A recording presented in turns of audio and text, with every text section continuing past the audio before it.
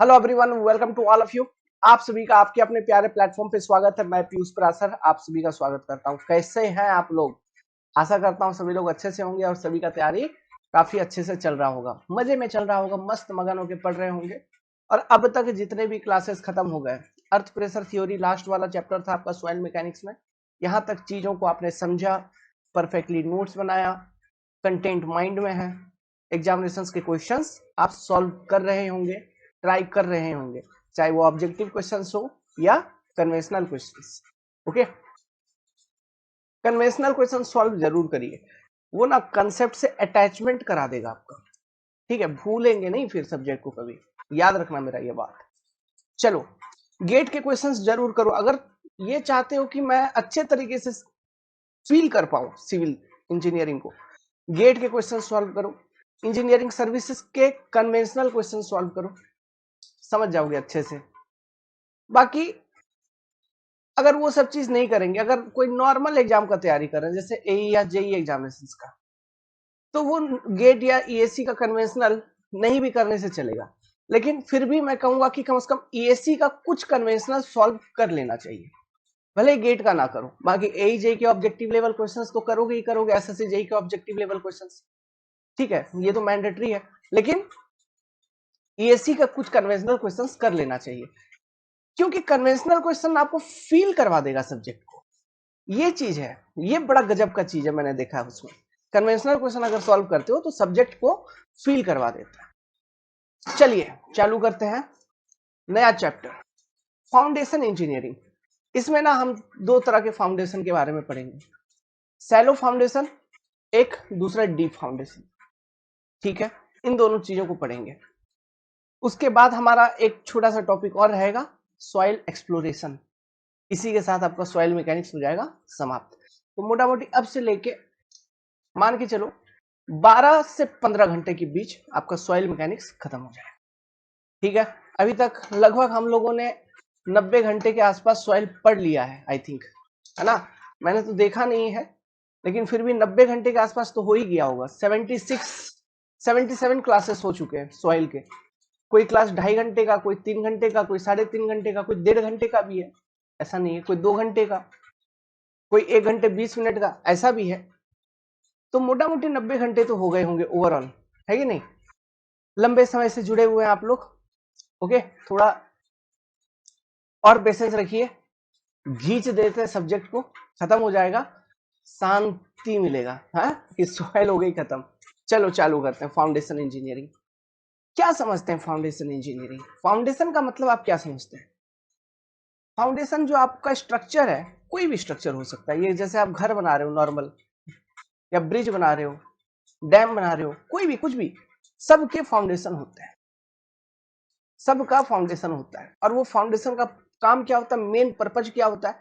जो भी structural loading है उसको वो ग्राउंड में ट्रांसफर करता है, सॉइल में ट्रांसफर करता है, स्ट्रक्चरल लोड को अच्छे से डिस्ट्रीब्यूट करता है।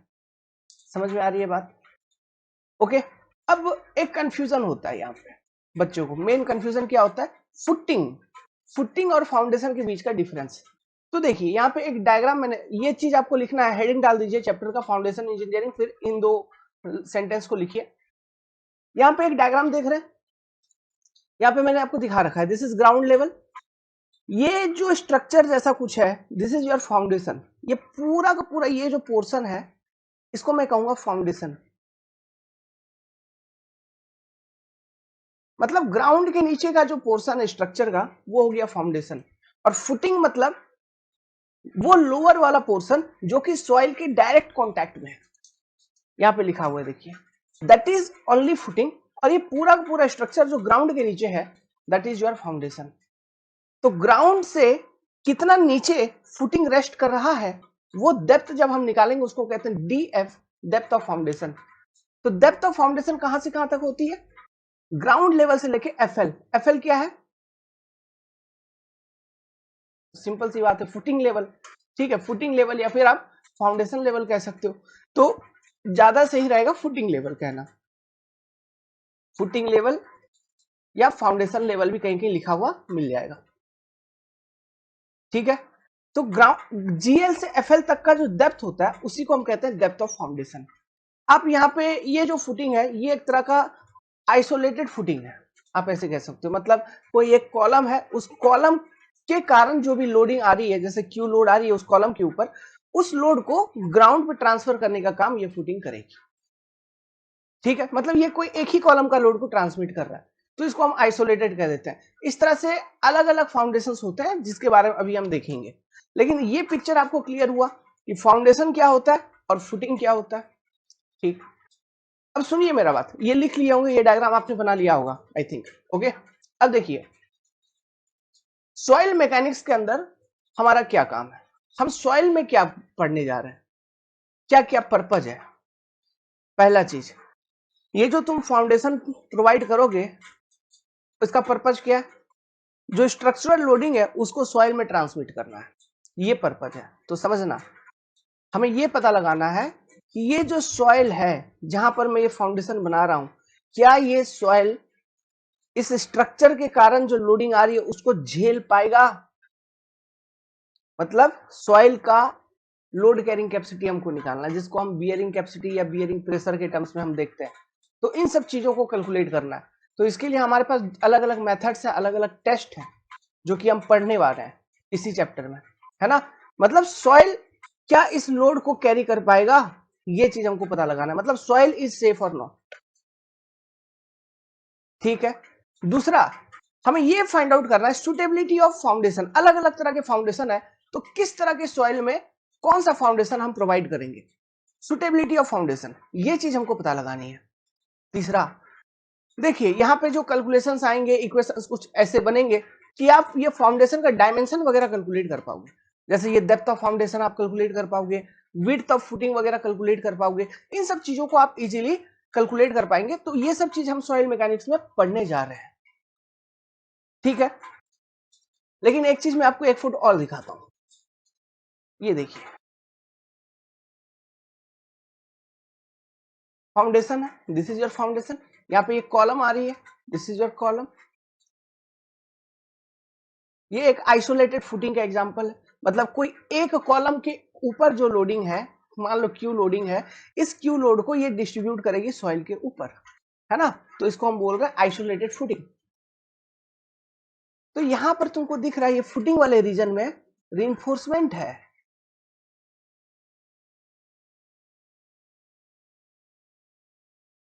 रीइंफोर्समेंट है। तो सॉइल मैकेनिक्स के अंदर जो हमारी स्टडीज है उसमें एक चीज ध्यान रखो, ये रीइंफोर्समेंट हमको डिजाइन नहीं करना, ये हम करेंगे आरसीसी में। ठीक है, वो हम करेंगे आरसीसी में। यहां पर एक मोटा मोटी ये पता लगाना है कि सॉइल मेरा सेफ है कि नहीं है। मतलब जो भी स्ट्रक्चरल लोडिंग आ रहा है वहां पे इस तरह का फाउंडेशन दूंगा तो क्या सॉइल मेरा लोड को कैरी कर पाएगा या नहीं कर पाएगा। कैरी कर लेगा तो अच्छी बात है, नहीं कैरी कर पाएगा तो गलत बात है। फिर हम कोई और उपाय सोचेंगे कि किस तरह का फाउंडेशन देना चाहिए जिससे कि वो कैरी कर ले, कुछ सोचेंगे एक तो वो। फिर जैसे कि मैंने बोला कुछ डायमेंशन, जैसे ये आइसोलेटेड फुटिंग का एग्जांपल है तो इसका प्लान एरिया क्या होगा। ठीक है, जैसे आप यहाँ पे देख रहे थे जो मैंने क्रॉस सेक्शन बनाया था, ये विड्थ बी आपको दिख रहा था।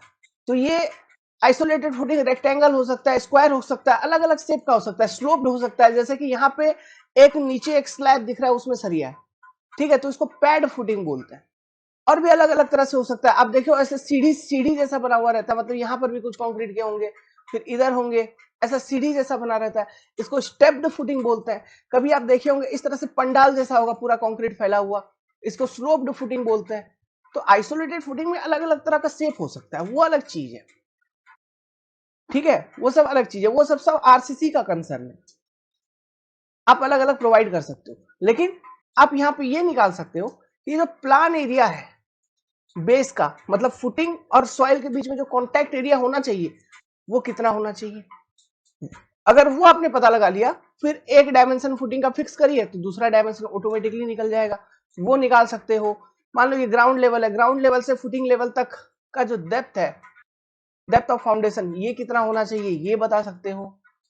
तो ऐसे कुछ कुछ चीजें हम यहाँ पे कर सकते हैं, प्लस सेफ्टी ऑफ सॉइल। ठीक है, एक चीज होती है safe bearing capacity, safe bearing pressure, इन सब चीजों को कैसे कैलकुलेट करेंगे, ये सब चीज हम यहाँ पे सीखने वाले हैं, जो कि आरसीसी में डिजाइन करते वक्त यूज होगा। समझे? जैसे अर्थ प्रेशर हमने कैलकुलेट किया, जिसका यूज होना था किसमें, रिटेनिंग वाल को डिजाइन करते वक्त। हमने अर्थ प्रेशर वाले चैप्टर में रिटेनिंग वाल के अंदर अलग अलग तरह का रिटेनिंग वाल है, उसमें सरिया कैसा प्रोवाइड करेंगे ये थोड़ा ना किया था, तो यहां पर भी वो नहीं करना है। ठीक है, चलिए, तो आई थिंक आपको कुछ आइडिया लग गया होगा कि हम क्या करने जा रहे हैं। तो पेज 1 में जो कंटेंट था आपने लिख लिया, ये लिखने का जरूरत नहीं है, ये बस एक ओवरव्यू था, एक डिस्कशन की हम करने क्या जा रहे हैं, चैप्टर का ऑब्जेक्टिव क्या है। चलिए चालू करते हैं चैप्टर को। फाउंडेशन, पहले एक ओवरव्यू देख लेते हैं कितने कितने तरह के फाउंडेशन होते हैं। जनरली दो तरह के होते हैं, एक को हम कहते हैं सैलो फाउंडेशन, जो कि कम डेप्थ पे प्रोवाइड की जाती है, जिसकी फुटिंग कम डेप्थ पे प्रोवाइड की जाती है। एक होता है डीप फाउंडेशन। डीप फाउंडेशन जैसे कि पाइल फाउंडेशन हो गया, वेल फाउंडेशन हो गया, जो कि बड़े बड़े होता है। पाइल 50 मीटर तक जाती है ग्राउंड के नीचे, वेल 10 से 15 मीटर तक का वेल बनता है ना, वेल या केशन फाउंडेशन जिसको हम बोलते हैं। तो ये दो मुख्य कैटेगरी है, shallow foundation and deep foundation. ठीक है, shallow foundation and deep foundation. अब आए दो वैज्ञानिक खास करके जिसको आप पढ़ रहे होंगे इस पर्टिकुलर चैप्टर में, तरजागी, स्कैम्पटन। स्कैम्पटन थ्योरी पढ़ेंगे डीप फाउंडेशन के केस में। तरजागी और स्कैम्पटन साहब, तरजागी साहब ने बोला सैलो फाउंडेशन वो फाउंडेशन है जिसका depth of foundation by width ratio is less than equal to 1। Skempton साहब ने बोला DF by B ratio is less than 2.5। और डीप फाउंडेशन के केस में बोला गया DF by B ratio greater than 50। ध्यान रखने का, डीप फाउंडेशन बेसिकली दो तरीके का आपको देखने को मिलता है, एक पाइल फाउंडेशन,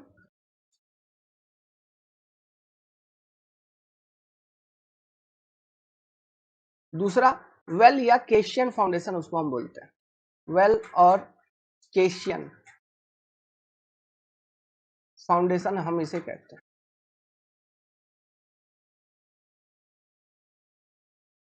सैलो फाउंडेशन अलग अलग तरह के होते हैं, ये बहुत तरह के होता है। जैसे कि अगर मैं बोलूं कुछ आइसोलेटेड फुटिंग्स,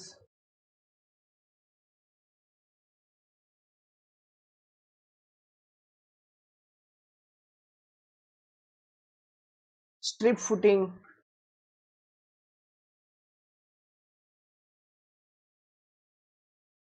कंबाइंड फुटिंग्स,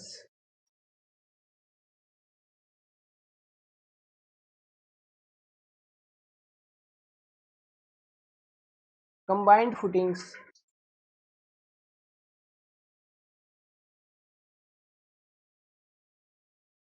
या मैट और राफ्ट फाउंडेशन कह सकते हो, ये भी सैलो डेप्थ में प्रोवाइड किया जाता है। राफ्ट फुटिंग्स, राफ्ट फाउंडेशन लिख लो। ये इस तरह से अलग अलग तरह के हो सकते हैं। ठीक है, और एक होता है जैसे स्ट्रैप फुटिंग होता है, स्ट्रैप स्ट्रैप फाउंडेशन।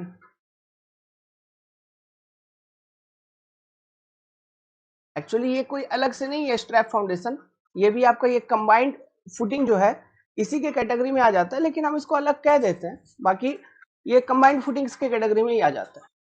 ठीक है, इसको लिख लीजिए, एक एक करके देखेंगे। मैं आपको कुछ इंट्रोडक्शन दे दूंगा इन अलग अलग तरह के फुटिंग्स के बारे में, ये कहाँ पे यूज किए जाते हैं, इसके डायग्राम्स मैं आपको प्रोवाइड कर दूंगा, क्योंकि हो सकता है जैसे आप एजेई एग्जामिनेशन को अपियर करेंगे तो वहां पे ऑब्जेक्टिव क्वेश्चन उठा ले। ठीक है, इनके यूजेस एंड अप्लीकेबिलिटी से। ठीक है, इसको नोट डाउन करिए। तो देखिए एक एक करके लिखेंगे। स्टार्टिंग का बेसिक बेसिक चीज है ये सब चीज, बहुत बच्चे कंप्लेन करते हैं कि इन सब चीजों को नहीं पढ़ाया जाता, ये सब चीज खुद पढ़ना चाहिए वैसे। ठीक है, ये सब कमर्शियल एजुकेशन की हिस्सा नहीं है, ये सब चीज खुद पढ़ना चाहिए, लेकिन मैं समझता हूँ आप लोगों के पास, बहुत लोगों के पास किताबें नहीं होती, तो ऐसे में उनका मिस हो जाता है। और मान लीजिए एग्जाम से कुछ स्टेटमेंट, कुछ चीजें पूछ ही ले तो फिर क्या। ठीक है, तो देखिए आप लिखकर अगर डायग्राम बनाना चाहो कॉपी पे अच्छे से समय देके कर सकते हो, कोई बुराई नहीं है, मैं मना नहीं करूंगा, कम से कम लिख लेना ये जरूरी है, ठीक है, क्योंकि उसको पढ़ना है बाद में।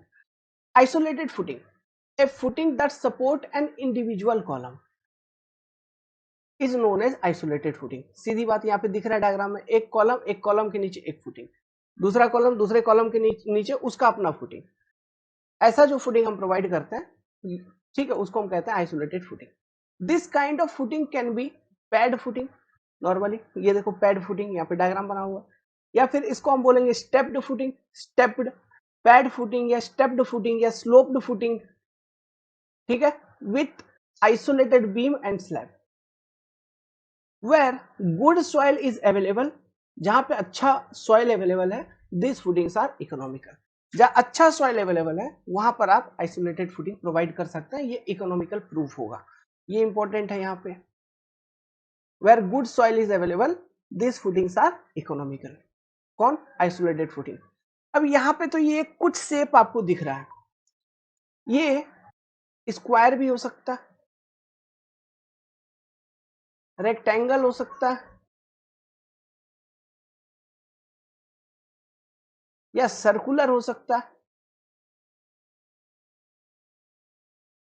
कुछ भी आप एनी शेप, कोई भी शेप का आइसोलेटेड फुटिंग प्रोवाइड कर सकते हैं।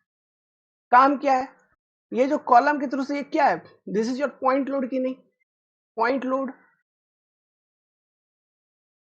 या इसे ही हम कंसंट्रेटेड लोड कहेंगे। तो ये जो पॉइंट लोड या कंसंट्रेटेड लोड है, ये क्या कर रहा है, ये कॉलम के थ्रू से जाएगा फुटिंग पे, और फुटिंग उसको एज ए डिस्ट्रीब्यूटेड लोड, उस लोड को, इस पॉइंट लोड को डिस्ट्रीब्यूट कर देगा ग्राउंड के ऊपर, that is point load is converted into distributed load. ये कहीं ना कहीं सभी फाउंडेशन का ये पर्पस है, समझ में आ रहा बात, तो ध्यान रखने का। इस तरह से ट्रांसमिट होता है लोड आपका सॉइल के ऊपर, point load is distributed as distributed load on the ground by foundations, ठीक है। तो बनाना है तो डायग्राम बना लीजिए वीडियो को पॉज करके। चलिए नेक्स्ट, कंबाइंड फुटिंग्स।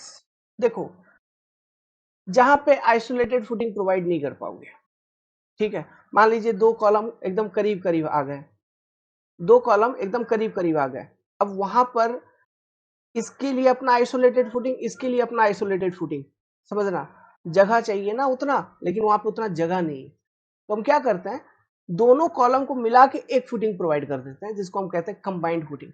ये चीज जनरली कहां पे देखने को मिलता है, घर के बाउंड्री के करीब करीब, बाउंड्री के करीब करीब अगर दो कॉलम करीब करीब आ जाते हैं, तो वहां पर आइसोलेटेड फुटिंग प्रोवाइड करना मुश्किल होता है, वहां पे हम जनरली कंबाइंड फुटिंग ही प्रोवाइड कर देते हैं, ठीक है। तो यहाँ पे आप देख सकते हैं, ओके, फोटो में कि दो कॉलम एक दूसरे के करीब करीब है, तो एक कंबाइंड फुटिंग प्रोवाइड कर दी गई है, ओके, तो ये है कंबाइंड फुटिंग।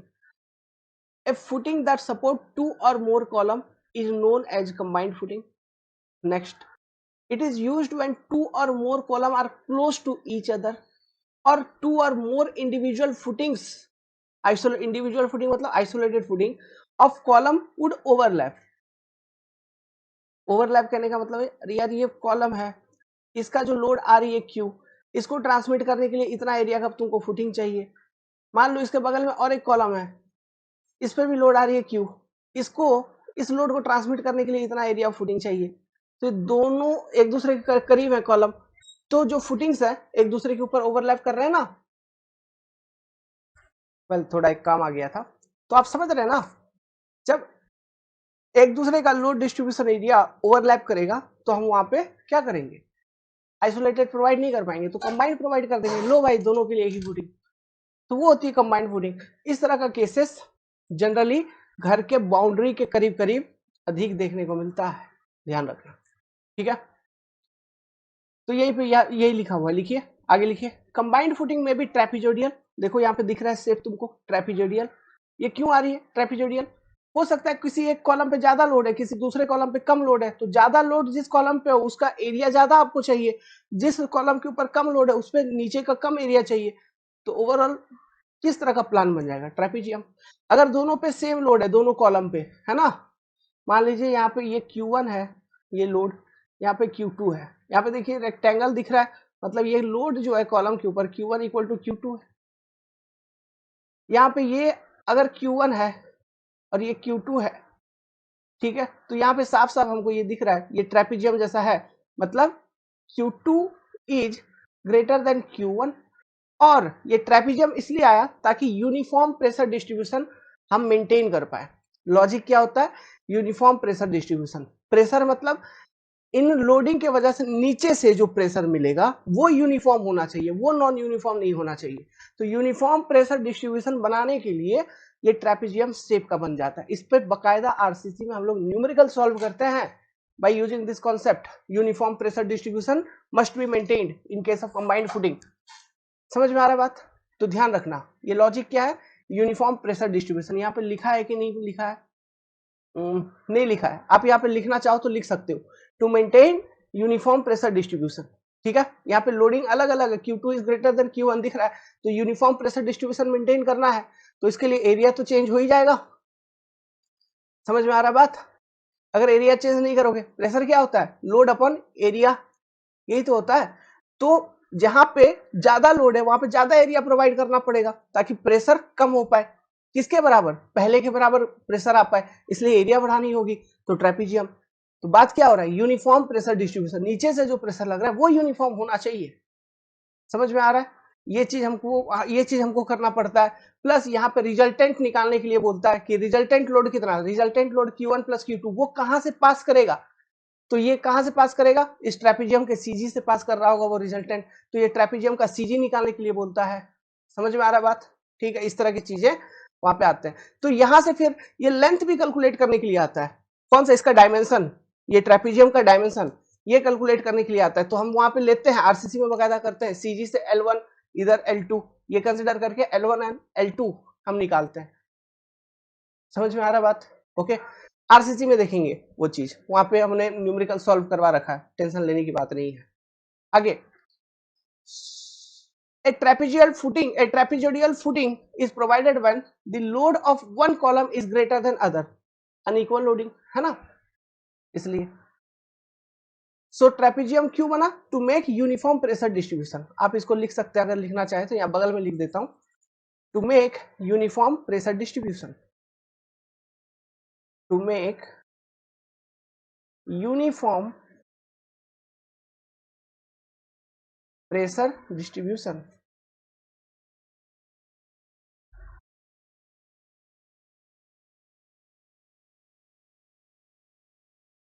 क्लियर है? ठीक। यूज ऑफ कंबाइंड फुटिंग, देखो ये कोई बड़ी चीज नहीं है। Combined footings are used to transfer load of closely spaced column to ground और when column face the boundary of a plot. बोला था बाउंड्री ऑफ ए प्लॉट, तो ये चीज ध्यान रखना। ठीक है, ऑब्जेक्टिव क्वेश्चन में डाल देते हैं, जब बाउंड्री ऑफ ए प्लॉट पे कम जगह अवेलेबल हो और दो कॉलम क्लोजली स्पेस्ड हो, तो वहां पे आप किस तरह का फुटिंग प्रोवाइड करना प्रीफर करेंगे? ऑप्शन में दे देगा, कंबाइंड फुटिंग प्रीफर करेंगे। ठीक है, तो कंबाइंड फुटिंग देखो, यहाँ पे देखो, ये तीसरा एक इंटरेस्टिंग फुटिंग है। ये तो दो, एक तो पूरा एरिया तुम देख रहे हो, ठीक है, ये तो पूरा एरिया देख रहे हो। कौन सा? ये कंक्रीट का एरिया, नीचे जो स्लैब है पूरा कंक्रीट का एरिया प्रोवाइड कर रखा है दो फुटिंग के बीच में, जैसा यहाँ रियल कंस्ट्रक्शन में दिख भी रहा है। तीसरे वाले में क्या किया है? ये भी एक तरह का कंबाइंड फुटिंग है, दो फुटिंग को कनेक्ट किया है, कंबाइंड ही है, कनेक्ट किया है अगर दो फुटिंग को तो, लेकिन किया क्या है? बीच का एरिया कर दिया गायब। ये भी एक तरह का स्पेशल कंबाइंड फुटिंग है, जिसको हम कहते हैं स्ट्रैप बीम, है ना। यहाँ पे मतलब स्ट्रैप फुटिंग, यहाँ पे स्ट्रैप बीम प्रोवाइड किया गया। ठीक है, यहाँ पे क्या प्रोवाइड किया गया? Strap beam. तो ये जो बीम है इसको हम कहेंगे स्ट्रैप बीम। लेकिन अगर मान लो बीम तुम कहां पे प्रोवाइड कर रहे हो? यहाँ पर, मतलब दो कॉलम से कनेक्ट करता हुआ अगर बीम प्रोवाइड कर दिए हो, तो इस बीम को हम कहते हैं टाई बीम। अगर दो कॉलम से कनेक्ट करता हुआ हम बीम एक प्रोवाइड कर दिए, बीम मतलब ये हॉरिजॉन्टल वाला जो मेंबर है ये बीम है ना, तो दो कॉलम को कनेक्ट करता हुआ बीम, यहां तो ये जो स्ट्रैप बीम है ये दो फुटिंग से जुड़ा हुआ आपस में, फुटिंग टू फुटिंग कनेक्टेड है। लेकिन अगर कॉलम टू कॉलम में एक बीम कनेक्ट कर दूं तो उस बीम को कहते हैं टाई बीम, और उसका पर्पज क्या होता है? डिफरेंशियल सेटलमेंट को कम करने में काम आता है। डिफरेंशियल सेटलमेंट याद है? सॉइल के ऊपर मान लो ये एक फुटिंग, ये एक फुटिंग, इसके नीचे का मिट्टी, मान लीजिए सैंड, अर्थक्वेक वगैरह है, कुछ हुआ, ठीक है, क्विक सैंड वगैरह कंडीशन कुछ डेवलप हो गया, या फिर लिक्विफैक्शन वगैरह हो गया, कुछ हुआ, लिक्विफैक्शन याद है, तो उस केस में मैंने आपको बताया था एक फुटिंग डाउन जाएगा, एक फुटिंग यही ऊपर ही रह गई, जिस कारण इस और इन दोनों फुटिंग के ऊपर पूरा स्ट्रक्चर खड़ा है मान लो, तो एक फुटिंग नीचे आने के कारण, एक फुटिंग ऊपर आने के कारण स्ट्रक्चर ऐसा टिल्ट हो जाएगा, मतलब ओवरटर्न कर जाएगा। तो ये डिफरेंशियल सेटलमेंट को रोकने के लिए ये टाई बीम यहां पे दिया जाता है। इसके नीचे का मिट्टी खिसक गया मान लो, अब ये नीचे आने का कोशिश करेगा, बट इस वाले कॉलम से एक बीम निकाल के आप इस कॉलम को कनेक्ट कर दिए हो, तो ये अब नीचे नहीं आएगा जनरली। क्यों? वहां पे अब ये बीम में रिएक्शन डेवलप हो जाएगा, ये बीम रोकने का काम कर रहा है, टाई बीम। समझ में आ रहा है बात? ठीक है, टाई बीम का पर्पस समझ में आया? एग्जाम में पूछेंगे तो बोल दोगे डिफरेंशियल सेटलमेंट को कम करने में उपयोगी है। ठीक है, इसको लिख लो, यहाँ पे लिखना है तो इस तरह से डायग्राम अगर बना रहे हो तो, नहीं तो कोई बात नहीं यार, नेक्स्ट वाले में मैं स्ट्रैप फुटिंग ही लिया हूं, वहां पर हम देख लेंगे। बना लीजिए ओवरऑल, बनाते चलो, लिखते चलो, बनाते चलो। Strap footing, when distance between two columns supported on combined footing becomes large, ज्यादा डिस्टेंस होगी, the cost increases rapidly। क्यों? अरे यार वो बीच में कंक्रीटिंग भी तो कर रहे हो, कॉस्ट बढ़ जाएगी, तो कम करने के लिए हम कंक्रीट का क्वांटिटी कट कर देते हैं, एक बीम जैसा स्ट्रक्चर प्रोवाइड करते हैं जिसको हम कहते हैं strap beam. The strap footing is economical option in such cases. Uses of strap footing, generally strap footing are used in conjunction with column of adjoining property, वही बाउंड्री पे, ठीक है, बाउंड्रीज पे ही, ओके। एडजॉइनिंग प्रॉपर्टी मतलब ये तुम्हारा जमीन, ये उसका जमीन, यहाँ पे कॉलम, इधर कॉलम, इधर कॉलम, तुम्हारे पास भी कॉलम, तुम्हारे पास भी कॉलम, तुम्हारे पास भी कॉलम, तो यहाँ पे तुम स्ट्रैप फुटिंग यूज करो, कोई दिक्कत नहीं है। तो यहाँ पे बोल रहा है, ठीक है, जब एडजॉइनिंग प्रॉपर्टी है तो उसके बगल में हम कॉलम तो प्रोवाइड करेंगे ना अपना घर, दीवार उठाने के लिए, घर उठाने के लिए, तो वहां पे स्ट्रैप फुटिंग डाल दीजिए आप। समझ में आ रहा बात? ये वो बोल रहा है। तो यहाँ पे देखो अलग अलग तरह का स्ट्रैप बीम है, ठीक है, अलग अलग तरीके से स्ट्रैप हम प्रोवाइड कर सकते हैं। ये बस मतलब कंस्ट्रक्शन का अलग अलग तरीका है और कुछ नहीं, पर्पज आपको समझ में आ गया। यहीं पे लिख लो, देखो ये वाला डायग्राम बना लो बस। कौन सा? ये तीनों बनाने की जरूरत नहीं है, ये दोनों बनाने की जरूरत नहीं है, तीसरा वाला सिर्फ बनाओ, ठीक है, बस दिखाने के लिए कह दो कि ये स्ट्रैप बीम है। अगर मान लीजिए यहाँ पे हम कनेक्शन दे दिए, एक beam column two column provide कर दिए, तो इसको हम कहते हैं टाई बीम, टाई बीम, ठीक है। तो ये टाई बीम प्रोवाइड करने का जो बेसिक ऑब्जेक्टिव है वो अपने पास क्या रहता है, यहां पे लिख लीजिए, it reduces differential settlement, tie beam, और आप स्ट्रैप बीम भी कह सकते हैं, स्ट्रैप बीम, टाई बीम ऊपर वाला, स्ट्रैप बीम नीचे वाला, एंड लिख लो और की जगह, and strap beam helps in reducing, वो जो एग्जाम में सटीक पॉइंट पूछेंगे ना वही सब चीज मैं आपको बता रहा हूं, ठीक है। Helps in reducing the differential settlement. पढ़ने को तो बहुत चीज है यार, ओके, लेकिन जिंदगी पार हो जाएगा फिर भी उतना सब चीज याद नहीं हो पाएगा। होने का तो हो जाएगा, ऐसा नहीं है, 6-7 साल अगर सीरियसली दे दोगे पढ़ाई में, सिविल इंजीनियरिंग घोल के पी जाओगे, वो कोई बड़ी चीज नहीं है। लेकिन बात क्या है, आजकल के समय में उतना समय नहीं है अपने पास लाइफ में, है कि नहीं। Helps in reducing differential settlement, ये एक पॉइंट लिख लेना, ठीक है। चलो चौथा, स्ट्रिप फुटिंग, या फिर इसको हम कभी कभी ना कॉन्टिन्यूअस फुटिंग भी कहते हैं, कॉन्टिन्यूअस फुटिंग, ठीक है, ये भी एक इसका नाम है, तो ध्यान रखना। क्या है, अरे यार बाउंड्री वाल वगैरह प्रोवाइड कर रहे हो तो वाल के नीचे भी तो फाउंडेशन देना है, तो वहां जो फुटिंग दे रहे हैं, अगर वो लोड बियरिंग वाल है तो वहां जो फुटिंग दे रहे हैं that is your strip footing, जो कि कंटिन्यूअसली चलेगा। ठीक है, या फिर आप ऐसा कोई स्ट्रक्चर बना रहे हो जहां पे क्लोजली स्पेस्ड कॉलम बहुत सारे हैं, 10-15 कॉलम लाइन में है सीधा, तो सभी के लिए इंडिविजुअल आइसोलेटेड फुटिंग देना पॉसिबल नहीं है, तो एक स्ट्रिप फुटिंग दे दो, एक स्ट्रिप बना दो स्लैब का, वही हो गया फाउंडेशन, उसी से कॉलम निकाल दो सब जगह। समझे? ओके। तो a footing with support number of column in a line has to be a combined footing known as strip footing.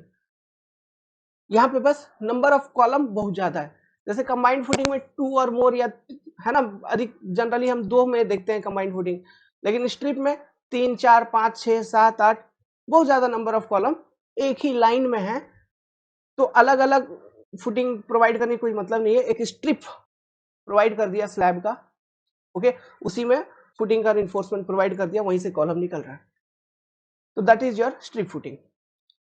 It is used when the row of column is closely spaced and their spread footing overlap with each other. Spread मतलब वो isolated footing का बात कर रहा है, वो isolated footing ऐसे लिखो, and their individual footing ऐसे लिख लो, ये spread शब्द काटो, and their individual footings overlap with each other. तो जब आइसोलेटेड फुटिंग हर एक कॉलम का एक दूसरे से ओवरलैप करेगा तो उससे बेटर क्या है, एक ही फुटिंग प्रोवाइड कर दो यार सबके लिए। स्ट्रिप फुटिंग इज ऑल्सो, देखो कंटिन्यूअस फुटिंग यहाँ तो लिखा हुआ है, मेरे लिखने का कोई मतलब नहीं था। Strip footing is also known as a continuous footing. You जैसे वॉल के नीचे, ठीक है, आप यहाँ पे क्लोजली स्पेस्ड कॉलम का एक एग्जांपल दिया, दूसरा एग्जांपल मैं दे रहा हूँ वॉल का, ओके, तो वहां पर भी स्ट्रिप फुटिंग यूज करेंगे। जैसे यहाँ पे ये वॉल के केस में ये देखो, ये आपका विड्थ ऑफ फुटिंग है, मान लीजिए B, this is your length of footing. तो स्ट्रिप फुटिंग के केस में जनरली जो केस बनता है वो ये बनता है कि length is far far far far far greater than width of footing, पहला तो ये। दूसरा, मान लीजिए ये जो वॉल है ना, ये वॉल का विड्थ है बी डैश, तो जनरली स्ट्रिप फुटिंग हम ऐसा प्रोवाइड करते हैं जिसमें ये क्लाउज को मेंटेन करते हैं कि जो विड्थ ऑफ स्ट्रिप फुटिंग है, width it is greater than कम से कम 3 times of width of wall B dash. ये भी ध्यान रखना, हो सकता है एग्जाम में पूछ ले। ठीक, strip footing are used to transfer load of closely spaced row of column, row नहीं row, ROW, closely spaced row of column to ground. ठीक है, या फिर ऐसे लिखो यार, सीधा ये रो शब्द ही हटा दो, है ना, मेरे को थोड़ा उटपटांग लग रहा है, ये कभी कभी ना ये लोग ज्यादा अंग्रेजी लिखने के चक्कर में बहुत अनसेंट लिख देते हैं। Strip footing are used to transfer load of closely spaced column to the ground, सीधी बात, closely spaced column to the ground, या फिर वॉल फुटिंग। ठीक है, this is also example of strip footing. लिख लो, ये दो क्लाउजेस लिख लो, length is far far greater than width of footing. दूसरा, अगर वॉल फुटिंग है, वॉल के नीचे अगर आपने फुटिंग दे रखा है तो उस केस में क्या होता है, जो विड्थ होती है B must be at least 3 times greater than width of wall, ये क्लाउज चेक किया जाता है। ओके, वीडियो पॉज करिए, लिखिए। अब देखिए, ये एक इंपॉर्टेंट टाइप ऑफ फुटिंग है, राफ्ट या मैट फाउंडेशन। कभी देखे हो कहीं पर कि नीचे स्लैब बिछाया जा रहा है, पूरा कंफ्यूज आ जाते हो, अरे ये स्लैब तो ऊपर रहता है सर, नीचे कहाँ से बिछा रहे हैं, क्यों बिछा रहे हैं आखिर, तो वो एक्चुअली फाउंडेशन बना रहे होते हैं। सोचिए कोई एक सॉइल ऐसा है जिसका स्ट्रेंथ काफी कम है, मतलब वो उसका बियरिंग कैपेसिटी वगैरह काफी कम है, वो लोड को उतना अच्छे से कैरी नहीं कर सकता। समझ में आ रहा है? तो ऐसे केसेस में समझो, लोड को कैरी नहीं कर सकता उतने अच्छे से, कहने का मतलब है, देखो आइसोलेटेड फुटिंग है कि इसमें क्या होता था, ये कॉलम यहां से आ रही है फुटिंग, ये फुटिंग है, तुम लोड डिवाइडेड बाय ये एरिया किए, ये क्यू बाई ये एरिया किए, तो क्या एक प्रेशर निकल रही है, मान लो ये प्रेशर है P, सॉइल का जो भी बियरिंग प्रेशर है या बियरिंग कैपेसिटी है, ठीक है, उसको हम कहते हैं safe bearing capacity SBC। Soil का जो भी सेफ बियरिंग कैपेसिटी है, अगर ये इस P से ज्यादा हुआ तब तो ठीक, लेकिन सॉइल का सेफ बियरिंग कैपेसिटी अगर ये पी से कम है तो हम कहेंगे सॉइल कमजोर है भाई, वो इस फुटिंग को झेल नहीं पाएगा, फुटिंग धस जाएगा, सेटलमेंट हो जाएगा। समझ में आ रहा है बात, ये चीज। तो ऐसा ही कहीं पे सॉइल वीक है, समझो ऐसा ही सॉइल कहीं पे वीक है, लेकिन वहां पे तुमको एक बड़ा स्ट्रक्चर बनाना है, हैवी स्ट्रक्चर बनाना है, तो स्ट्रक्चरल लोडिंग ज्यादा आनी है, सॉइल तुम्हारा पहले से कमजोर है। तो ऐसे केसेस में उनका जो कॉलम्स है, उस कॉलम के नीचे तुम आइसोलेटेड फुटिंग नहीं दे सकते। तुम क्या करो, तुम एक बहुत बड़ा फुटिंग दे दो, एक चदरा टाइप का बिछा दो, एक मैट बिछा दो। तो क्या होगा, फुटिंग का काम क्या है, कंसंट्रेटेड लोड को डिस्ट्रीब्यूटेड लोड में कन्वर्ट करना।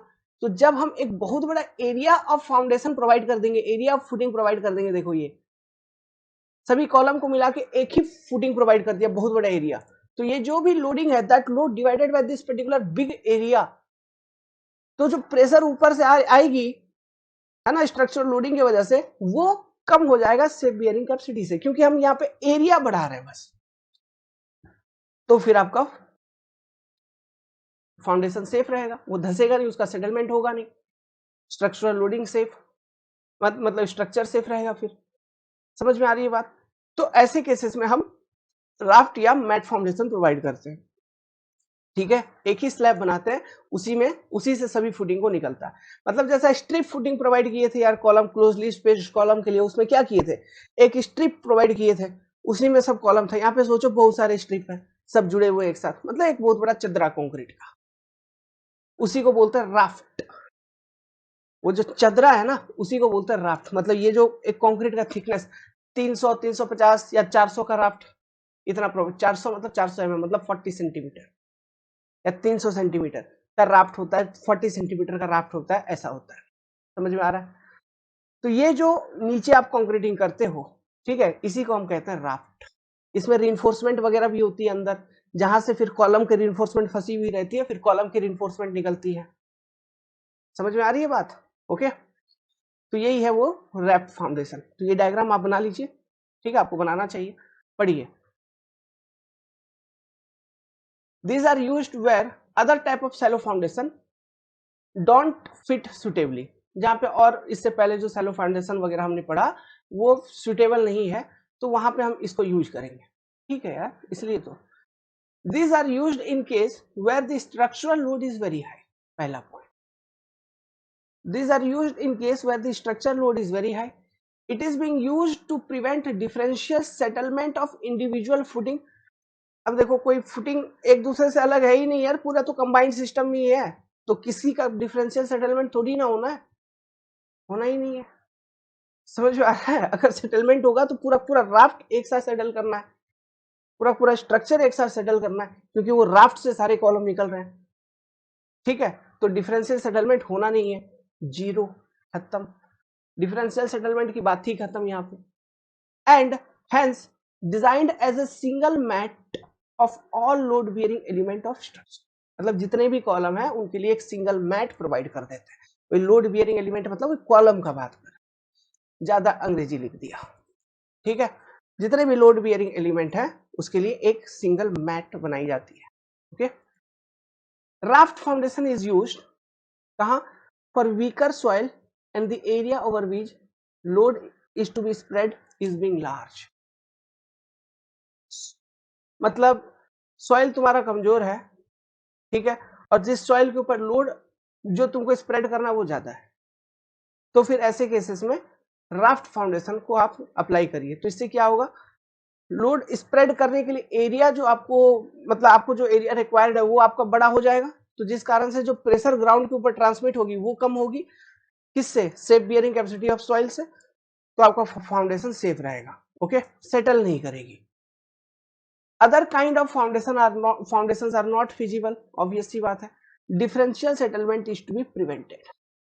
इसमें डिफरेंशियल सेटलमेंट होने का कोई सीन ही नहीं है। तो ये दो बातें आपको ध्यान रखनी है, कौन कौन सी, पहला ये इंपॉर्टेंट पॉइंट, वीकर सॉइल, ठीक, हैवी स्ट्रक्चरल लोड, ये वाली बात, heavy structural load, weaker soil, differential settlement, तीन कीवर्ड्स इससे रिलेटेड आपको ध्यान रखना है, क्लियर है, ठीक। अब देखिए पाइल फाउंडेशन, डीप फाउंडेशन की कैटेगरी में आ गए हम। तो डीप फाउंडेशन की कैटेगरी में आपका पहला था पाइल फाउंडेशन, ठीक है, ये डीप फाउंडेशन में। तो पाइल फाउंडेशन प्रोवाइड करने का सिनेरियो और भी अलग हो जाता है।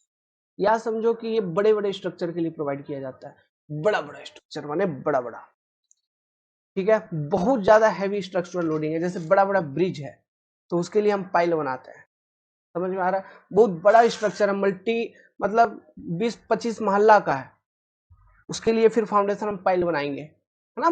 बहुत हैवी स्ट्रक्चरल लोडिंग जब होती है तो होता कि आपको इस सैलो डेप्थ पे सॉइल कंडीशंस ऐसे नहीं होते कि वो लोड को कैरी कर पाए, स्ट्रक्चरल लोडिंग को झेल पाए, कैरी कर पाए। सैलो डेप्थ पे आपको ऐसा सॉइल नहीं मिलता। तो हम क्या करते हैं, उस स्ट्रक्चरल लोडिंग को हम ये कोशिश करते हैं कि नीचे बहुत ज्यादा डेप्थ पर कोई एक हार्ड स्ट्रेटा मिले सॉइल का, वहां पर हम लोड को ट्रांसमिट करें जो कि लोड को झेल पाएगा। तो यही चीज हम करवाने का कोशिश करते हैं। एक हार्ड स्ट्रेटा के ऊपर हम पाइल को रेस्ट करवाते हैं, फिर उस पाइल के ऊपर हम एक पाइल कैप प्रोवाइड करते हैं, पाइल कैप के ऊपर से कॉलम निकलती है। तो इस तरह से अलग अलग कॉलम्स प्रोवाइड करते हैं, फिर उसके ऊपर पूरा पूरा स्ट्रक्चर कंस्ट्रक्ट किया जाता है। समझ में आ रही बात। तो हैवी स्ट्रक्चरल लोडिंग जहां पे आ रही हो, सैलो डेप्थ पे सॉइल कंडीशन ऐसे नहीं हो कि वो लोड को कैरी कर पाए, जैसे वाटर टेबल वगैरह सैलो डेप्थ पे ही आपको देखने को मिल जाए। तो जब वाटर टेबल ही ऊपर है तो फिर क्या, मेरे को बताओ, पानी वहां पे है तो उसका ऑब्वियसली बियरिंग कैपेसिटी वगैरह कम होगा ना यार, सॉइल का, ठीक है। तो क्या वो लोड कैरी कर पाएगा, नहीं कैरी कर पाएगा। तो ऐसे केसेस में हमको पाइल प्रोवाइड करना होता है, ठीक है। यही डीप फाउंडेशन। लिखिए, इसको हम पढ़ेंगे, है ना, कितना डेप्थ तक प्रोवाइड करेंगे, किस किस किस तरह के पाइल होते हैं, यहाँ पे कुछ एग्जांपल मैंने लिखे भी हैं, है ना। हम पढ़ेंगे, सब चीजों को पढ़ेंगे, एक एक करके पढ़ेंगे, बिट बाय बिट सब मैकेनिज्म बताऊंगा। बस बने रहो, लाइक फॉलो करते रहो, प्यार बांटते रहो, इतना ही सब चीज बताऊंगा। एग्जाम में बैठोगे, एग्जाम लिखने जाओगे, क्वेश्चन छूटेंगे नहीं अगर हमारे शब्दों को आपने अच्छे से फॉलो कर रखा है, और कुछ नहीं, ठीक है। चलो लिखो, pile foundation transfers heavy load from structure to hard rock stratum. देखो लिखा हुआ है। मान लो कहीं पर ना हार्ड रॉक स्ट्रेटम नहीं मिला ये भी हो सकता है कि नहीं हो सकता है, कहीं पर हार्ड रॉक स्ट्रेटम मिला ही नहीं। तो जहां पर हार्ड रॉक स्ट्रेटम नहीं मिल रहा है तो ऐसे केसेस में रेजिस्टेंस कहां से मिलेगा लोड को। जो पाइल, ये मान लो पाइल है, इसको तुमने इंसर्ट किया ग्राउंड के अंदर, तो ये pile material near by soil के बीच में फ्रिक्शन होगा, फ्रिक्शन होगा। स्ट्रक्चर का लोडिंग आ रहा है, वो लोडिंग के कारण पाइल अंदर धंसने का कोशिश कर रहा है, मूवमेंट इधर, फ्रिक्शन किधर मोबिलाइज होगा, अपोजिट डायरेक्शन में, तो रिएक्शन मिल रहा है। तो ये फ्रिक्शन मिलती है चारों बगल इस पाइल के सरफेस से, फ्रिक्शनल रेजिस्टेंस, वो चीज हम कैलकुलेट करते हैं। वो फ्रिक्शनल रेजिस्टेंस को ऊपर से सुपर स्ट्रक्चर से आने वाले लोड से इक्वेट कर देते हैं, तो उसके करस्पॉन्डिंग डेप्थ ऑफ पाइल कितना है वो निकल जाता है। तो उस तरह के पाइल को फ्रिक्शन पाइल बोला जाता है। यहाँ पे देखो, यहाँ लिखा हुआ है फ्रिक्शन पाइल, ठीक है। फ्रिक्शन पाइल मतलब जिसमें रेजिस्टेंस केवल फ्रिक्शन से मिल रही हो। एंड बियरिंग पाइल, जहां पे पाइल को हार्ड स्ट्रेटा मिल गया तो रेजिस्टेंस नीचे से मिल रहा है, एंड से मिल रहा है, एंड पे बियर है, एंड बियरिंग पाइल। तो ये फ्रिक्शन पाइल, फ्रिक्शन पाइल को कभी कभी फ्लोटिंग पाइल भी बोल देते हैं। अलग अलग चीजें हैं, पढ़ेंगे आगे। सीट पाइल, इसको मैंने आपको बता ही रखा था। जैसे कोई एक्सावेशन वगैरह अगर कर रहे होते हैं, जैसे सैंडी सॉइल में, तो अर्थ प्रेशर वगैरह लगती है, तो वो जो कट है, वो कट कट क्या होता है, मतलब वो जो कट है वो डिस्टेबलाइज होकर वो गिर जाएगा गड्ढे के अंदर में, तो इसलिए उसको लैटरल सपोर्ट प्रोवाइड करते हुए हमको एक्सावेट करना होता है। तो सीट पाइल वगैरह यूज करते हैं। या फिर कोई फाउंडेशन वगैरह रिवर में कंस्ट्रक्ट कर रहे हो, तो चारों बगल तुम सीट पाइल का एक घेरा प्रोवाइड करोगे, फिर पानी का डाइवर्जन हो जाएगा नदी में, फिर तुम बीच में कंस्ट्रक्शन करो, तो वो सीट पाइल, ठीक है, वो एक तरह का पाइल होता है। फिर सॉइल कंपैक्टर पाइल, ठीक है, ये बताएंगे आपको। Soil compactor pile, load bearing piles, है ना, इन सब चीजों को पढ़ेंगे। ये कुछ डिफरेंट टाइप्स ऑफ पाइल्स हैं, ठीक है। लिखिए, आप ऊपर लिखिए, Pile foundation transfer heavy load from structure to hard rock stratum which is located deep down the ground level where shallow foundation cannot be used. इसका डीप फाउंडेशन का मैंने बताया ही था, depth of foundation by width. देखो width जो है ना एक सिंबॉलिक रिप्रेजेंटेशन है. आप समझिए कि जैसे पाइल सर्कुलर है तो उसका dia, depth of foundation by dia वो हो जाएगा. अगर सर्कुलर है तो depth of foundation by dia आपको ले लेना है. ठीक है. Ground level where shallow foundation cannot be used. It is mainly used to prevent uplift of structure due to lateral loads such as earthquake and wind forces. Earthquake and wind forces जहां पे ज्यादा लग रही है, अधिक prevailing है, तो ऐसे और हैवी लोडिंग आ रही है स्ट्रक्चर के ऊपर और सैलो डेप्थ पे सॉइल आपका इतना सुटेबल नहीं है कि वो इस हैवी लोड को कैरी कर पाए, then you must provide pile foundation. आगे लिखिए, कंटिन्यू कीजिए. Pile foundation is used when the area where soil conditions near the ground surface are not suitable for heavy load, है ना. Water table at shallow depth ऐसे लिख लो, water table at shallow depth ये भी लिख लो, Cello depth. देखो ये पाइल जो होता है ये आप वहां पे बना सकते हो या फिर बना हुआ रहता है, आप उसको इंसर्ट करो, कास्ट इन सीटू या फिर प्रीकास्ट, दोनों हो सकते हैं. ठीक है, टेंशन वाली बात नहीं है. The depth of hard rock strata is 5 to 50 metre deep from the ground surface. Generally इतने डेप्थ पे हार्ड रॉकी स्ट्रेटा आपको मिल ही जाता है मैक्सिमम केसेस में. और कहीं अगर नहीं मिल रहा हो तो ये फ्रिक्शन इफेक्ट को हम कंसिडर करते हुए पाइल को डिजाइन कर देते हैं और डेप्थ ऑफ पाइल निकाल लेते हैं. ठीक है. It can be further classified on following basis. इसका हम आगे लिखवाएंगे हर एक टाइप ऑफ पाइल के बारे में. ठीक है, जब डीप फाउंडेशन पढ़ रहे होंगे वहां पे लिखवाएंगे, वहां पे एप्लीकेशन समझाएंगे, वहां पे लेंथ वगैरह कैलकुलेट करेंगे, मतलब डेप्थ ऑफ पाइल वगैरह. ओके. और बेसिक एक सिस्टम देख लो कि ये पाइल प्रोवाइड करते हैं, पाइल्स के ऊपर पाइल कैप होती है, वहां से एक कॉलम निकल रही होती है. ये सिस्टम देख लो. ठीक है, लिख लिया. और एक एग्जांपल अगर देखना है, देखो ये स्ट्रक्चर है, हैवी लोड आ रही है, ये पाइल्स आपने प्रोवाइड किया, ये वीक कंप्रेसिबल स्ट्रेटा है, वीक सॉइल है, तो ये लोड को नहीं कैरी कर पाएगा. अगर यहाँ पे हम फाउंडेशन प्रोवाइड किए तो स्टेबल नहीं रह पाएगी आपकी सॉइल, मान लो. तो इसलिए लेस कंप्रेसिबल स्ट्रेटा या फिर हार्ड स्ट्रेटा तक हम पाइल को कैरी करवा के लेके जाते हैं. एक सिंबॉलिक रिप्रेजेंटेशन है, इस डायग्राम से भी आप समझ सकते हैं चीजों को. नेक्स्ट ड्रिल्ड शाफ्ट या केशियन फाउंडेशन. लास्ट तरह के डीप फाउंडेशन होती है जिसमें हम बेसिकली वेल फाउंडेशन को कैटेगराइज करते हैं. ठीक है, वेल फाउंडेशन एक इसका एग्जांपल है.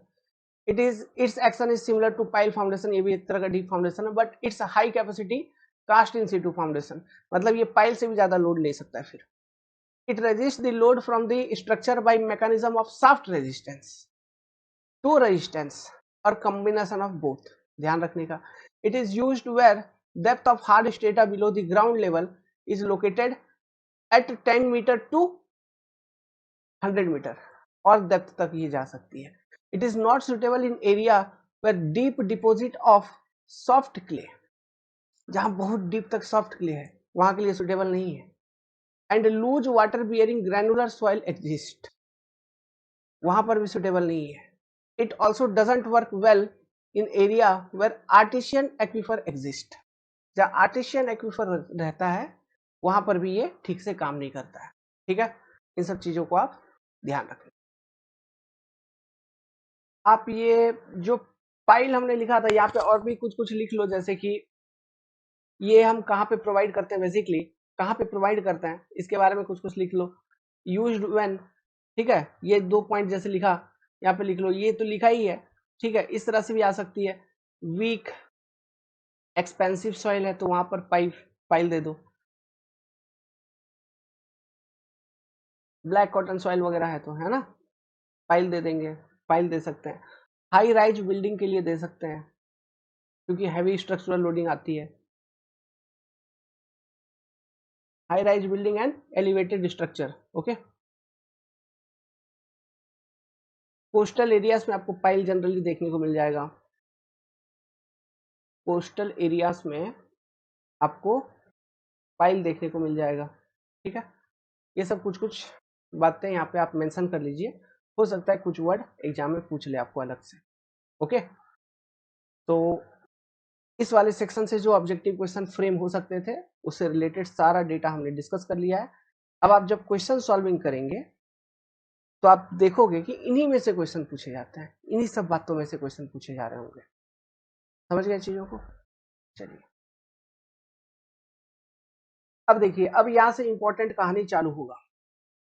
चलो यहाँ पे एक सैलो फाउंडेशन का मैंने एग्जांपल लिया समझाने के लिए। ठीक है, कुछ चीजें समझा रहा हूँ, चीजों को समझना। ये जो फाउंडेशन है इसके नीचे तो सॉइल है ना भाई, ये सॉइल में ही है ना, ये तो पूरा पूरा सॉइल है। ठीक है, ये पूरा का पूरा सॉइल है।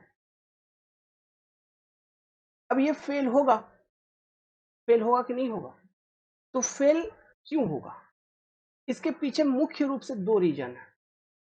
इसके पीछे मुख्य रूप से दो रीजन है। दो तरीके से ये फेल कर सकता है, ये जो फाउंडेशन है ये दो तरीके से फेल कर सकता है। कैसे? एक तो हम कहते हैं शियर फेलियर। समझिए, शियर फेलियर मतलब सॉइल में शियर हो गया और मिट्टी घिसक गई, जिस कारण से फुटिंग का फेलियर हो जाएगा, शियर फेलियर।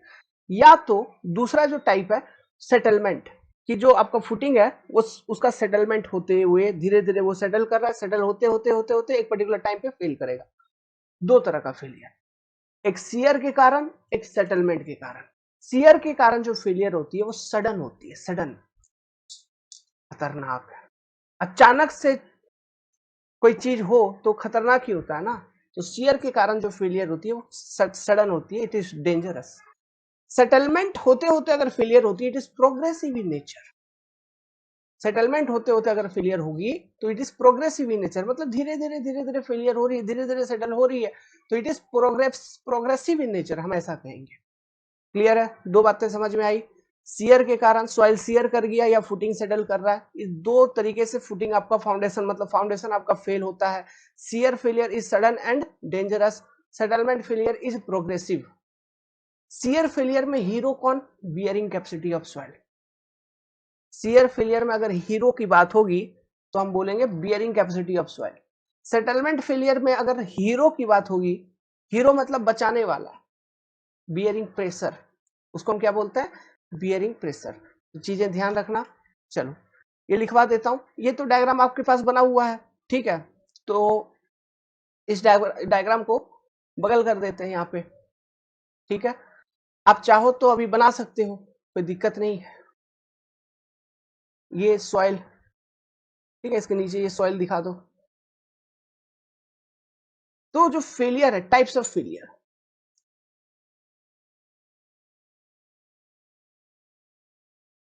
लिखना है आपको। ठीक है, ये डायग्राम बनाइए, कोई दिक्कत नहीं, बना के फिर उसके नीचे लिखिए टाइप्स ऑफ फेलियर। लिखिए इसमें दो तरह का, एक है शियर फेलियर, शियर फेलियर, समझते चलो अभी, लिखते चलो। दूसरा है settlement failure, settlement failure. Shear failure में मैंने बोला सडन होती है ये, इसलिए डेंजरस है।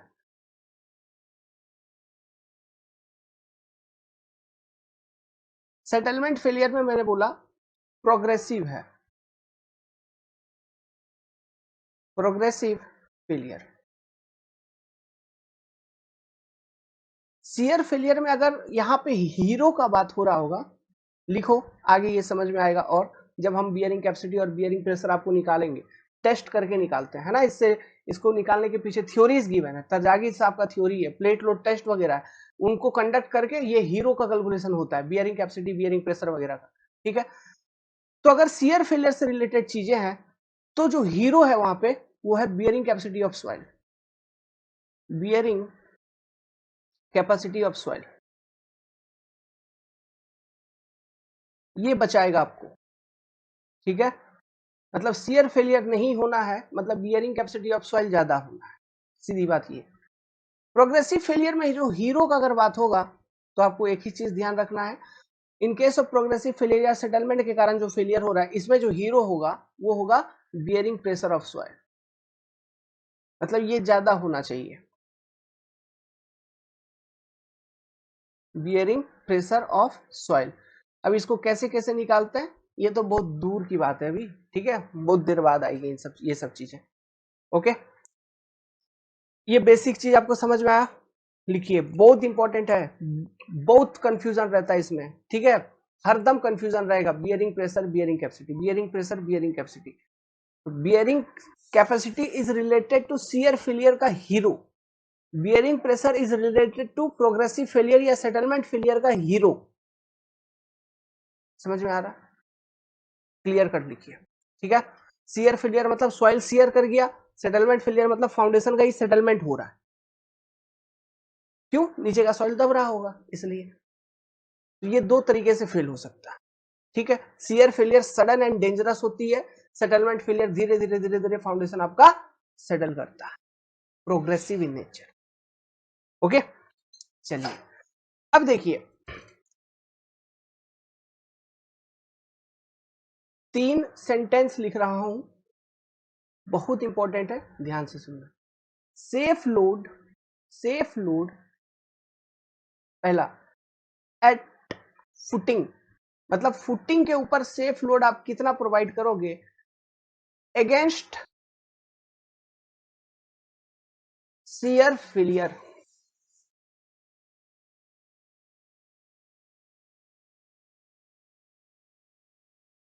इक्वल टू कितना होगा?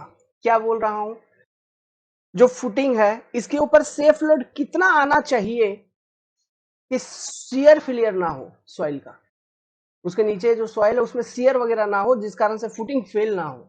तो सेफ लोड आप कितना अप्लाई करोगे, कैसे निकालेंगे? Safe bearing capacity, safe bearing capacity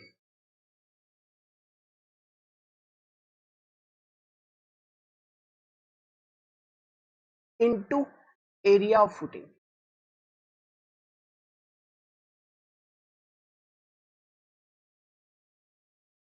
ठीक है, बियरिंग सेफ बियरिंग कैपेसिटी का जो यूनिट होगा वो किलो न्यूटन पर मीटर स्क्वायर के टर्म्स में रहेगा, इनटू एरिया ऑफ फुटिंग करेंगे तो हमको लोड निकल जाएगी, क्योंकि हम यहाँ पे लोड निकालना चाहते हैं। तो ये first important formula. Second important formula again, safe load at footing against settlement failure, against settlement failure.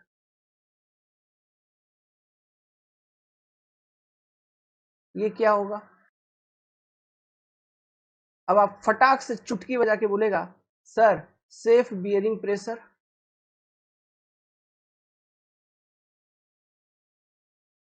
क्योंकि सेटलमेंट फेलियर में हीरो कौन? Bearing pressure. तो आप बोलेगा चुटकी बजा के safe bearing pressure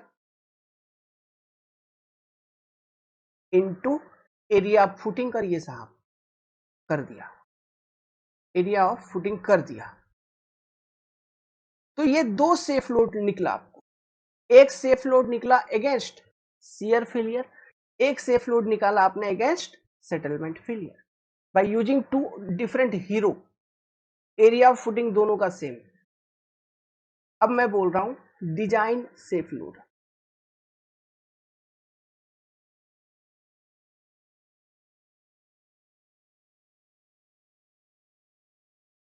design safe load. किस लोड के करस्पॉन्डिंग आप फुटिंग को डिजाइन करोगे, वो क्या होगा? वो होगा ये तीसरा point, minimum of above two, minimum of above two. क्या मतलब है मिनिमम ऑफ एबव टू का? कंफ्यूजन हो रहा है? हो रहा है, चलो मान के चलो, सुनो। Safe load at footing against shear failure, let's suppose इसका वैल्यू मैं ले लेता हूं 50, या 50 लगाते हो तब जाके वो फेल हो जाता है शियर में। 50 किलो न्यूटन का लोड लगा रहे हो तब जाके फेल हो जाता है शियर। सेम फुटिंग का safe load at footing against settlement failure, let's suppose ये आ रही है 80, ये आप 80 किलो न्यूटन लगाते हो तब जाके सेटलमेंट फेलियर हो रही है। क्रिटिकल कौन? मिनिमम वाला ना, कि 80 तो लगाने का दूर का बात है फुटिंग के ऊपर, हम 50 ही लगा रहे हैं तो फेल हो रहा है पहला। तो 80 लगाने का हम कहां से सोच पाएंगे यार, 50 के करस्पॉन्डिंग तो पहले डिजाइन कर फुटिंग को। समझ में आ रहा है? तो डिजाइन सेफ लोड कितना आप अप्लाई कर सकता है, मिनिमम ऑफ अबाउट। क्लियर? ठीक। अब हेडिंग बनाइए इंपॉर्टेंट डेफिनेशन। अभी कुछ डेफिनेशंस में लिखवाऊंगा, चीजों को समझिएगा, काफी इंपॉर्टेंट है। यहां पे मिस किया ना पूरा फाउंडेशन आपको समझ में नहीं आएगा। 100%, 100%। तो यहां पे मिस करने का नहीं, नहीं तो पूरा फाउंडेशन माइंड से गुल, क्वेश्चन ही नहीं बनेंगे। समझ गया? तो यहाँ पे फोकस करना है।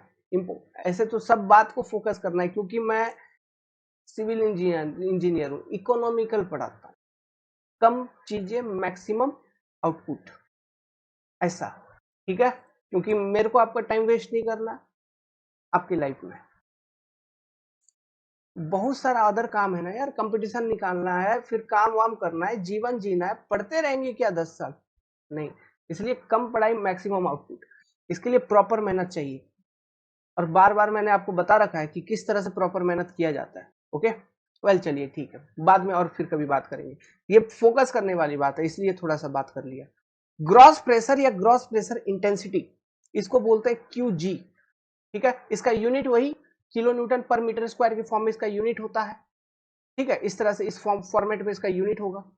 ये क्या है? ग्रॉस प्रेशर या ग्रॉस प्रेशर इंटेंसिटी। लिखिए,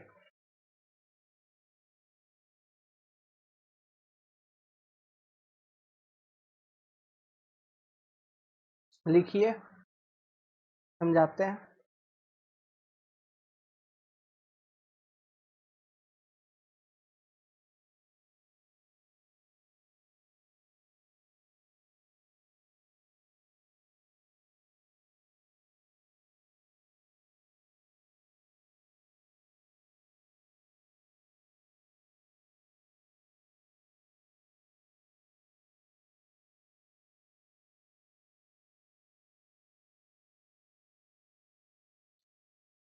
इट इज टोटल प्रेशर का बात, प्रेशर किलो न्यूटन पर मीटर स्क्वायर इस तरह से यूनिट होगा। It is total pressure, total पूरा का पूरा संपूर्ण। It is total pressure at base level of foundation, base मतलब फाउंडेशन लेवल या फुटिंग लेवल कह लो, फाउंडेशन ड्यू टू पहला सेल्फ वेट ऑफ फुटिंग, जो फुटिंग है उसका सेल्फ वेट, कहने का मतलब है ग्राउंड के नीचे से लेकर फुटिंग तक में जो भी कंक्रीट वॉन्क्रीट का फुटिंग स्ट्रक्चर बना रखे उसका ओवरऑल सेल्फ वेट का इफेक्ट कितना है फुटिंग लेवल पे, वो। ठीक, वो उसका अपना एक वेट होगा, that weight divided by area of footing, that weight divided by area of footing, एक प्रेशर निकलेगा, वो है सेल्फ वेट ऑफ फुटिंग के कारण प्रेशर एक। सेल्फ वेट ऑफ सॉइल एवं फाउंडेशन लेवल, देखो ग्राउंड के नीचे और फाउंडेशन के ऊपर बीच में अगल बगल मिट्टी भरा हुआ था, तो ये मिट्टी का भी तो वेट फाउंडेशन पे आ रहा है, फाउंडेशन लेवल पे आ रहा है, तो इस मिट्टी के वेट के कारण क्या प्रेशर बन रहा है, वो। तीसरा, अप्लाइड लोड, जो लोडिंग आ रही है सुपर स्ट्रक्चर से, उसके कारण क्या प्रेशर बन रहा है। इन तीनों प्रेशर को हम यदि ऐड करते हैं तो जो प्रेशर का value at base level, at base level of foundation is your gross pressure intensity, या उससे हम ग्रॉस प्रेशर कहते हैं। QG, स्मॉल QG से उसको रिप्रेजेंट किया जाता है। ठीक, दिखाता हूं। एक चीज ध्यान दो, यहाँ पे जो भी हम एनालिसिस कर रहे हैं ना 2D में कर रहे हैं अगेन। ठीक है? मतलब इनटू द लेंथ हम यूनिट थिकनेस मानते हुए चल रहे हैं, इसलिए मैं आपको 2D फिगर ही बता रहा हूँ। एनालिसिस हम जनरली 2D में ही करते हुए चलते हैं। ठीक है? ये एक एजम्पशन है कि analysis is done in 2 dimensional only, 2D। Okay, ये एजम्पशन बेसिकली तरजागी साहब ने लिया था। अभी हम तरजागी साहब, फादर ऑफ सॉइल मैकेनिक्स, हम पढ़ेंगे उनका थ्योरी जो फाउंडेशन में उन्होंने दिया है, बहुत डिटेल में पढ़ेंगे एक एक एजम्पशंस प्लस उनका थ्योरी को पढ़ेंगे जहां से वो इक्वेशंस को डिराइव करते हैं, वो भी हम आपको करवाएंगे। ठीक है? तो वो हम करेंगे, तो आप वहां पे देखना है ना, वो स्ट्रिप फुटिंग कंसिडर किए और वहां पे 2D एनालिसिस किए। समझ में आ रहा है? तो यही हम 2D फिगर बनाते हुए चल रहे हैं। ध्यान दो, ग्रॉस प्रेशर इंटेंसिटी में मैंने क्या बोला, ये जो फाउंडेशन लेवल है यहाँ पर इस फाउंडेशन लेवल पे 3 चीजों के कारण टोटल प्रेशर का बात हो रहा है। एक तो ये जो स्ट्रक्चरल लोडिंग लग रही है Q, इस लोड के कारण एक प्रेशर यहाँ पे आएगी। ये जो फुटिंग है, ये पूरा का पूरा फाउंडेशन जो है, ये पूरा का पूरा फाउंडेशन, इसका अपना एक वेट होगा, इस वेट के कारण एक प्रेशर यहाँ पे आएगी। प्लस ये जो सॉइल यहाँ पे भरा हुआ है, ये सॉइल, इस सॉइल के कारण एक प्रेशर यहाँ पे आ रही होगी। कहां पर? फाउंडेशन लेवल पर। तो उन तीनों को ऐड करेंगे तो वो तीनों क्या है? वो तीनों है मिला के ग्रॉस प्रेशर इंटेंसिटी। ये ग्रॉस प्रेशर इंटेंसिटी क्या है? विलन है। ये लग रही है फाउंडेशन लेवल पे, जो सॉइल है उसके ऊपर लग रही है, ऊपर से विलन है, ये लग रही है, ये हीरो नहीं है, ये क्या है? विलन है। ओके, लेट्स सपोज कि ये जो सॉइल है इसका यूनिट वेट है गामा। तो ये चीजें हम देख रहे हैं एट फाउंडेशन लेवल यहां पर। तो यहां पर 3 विलन आपको दिख रहा है, V1, V2, V3। तो ये तीनों विलन है। जैसे let's suppose self weight of footing के कारण जो आपको विलन मिल रहा है वो मिल रहा है 100 किलो न्यूटन पर मीटर स्क्वायर। मान लिया जाए, एक वैल्यू मान लेते हैं, एक न्यूमेरिक वैल्यू मान लेते हैं, अभी जो टर्म समझाऊंगा उनको समझने के लिए।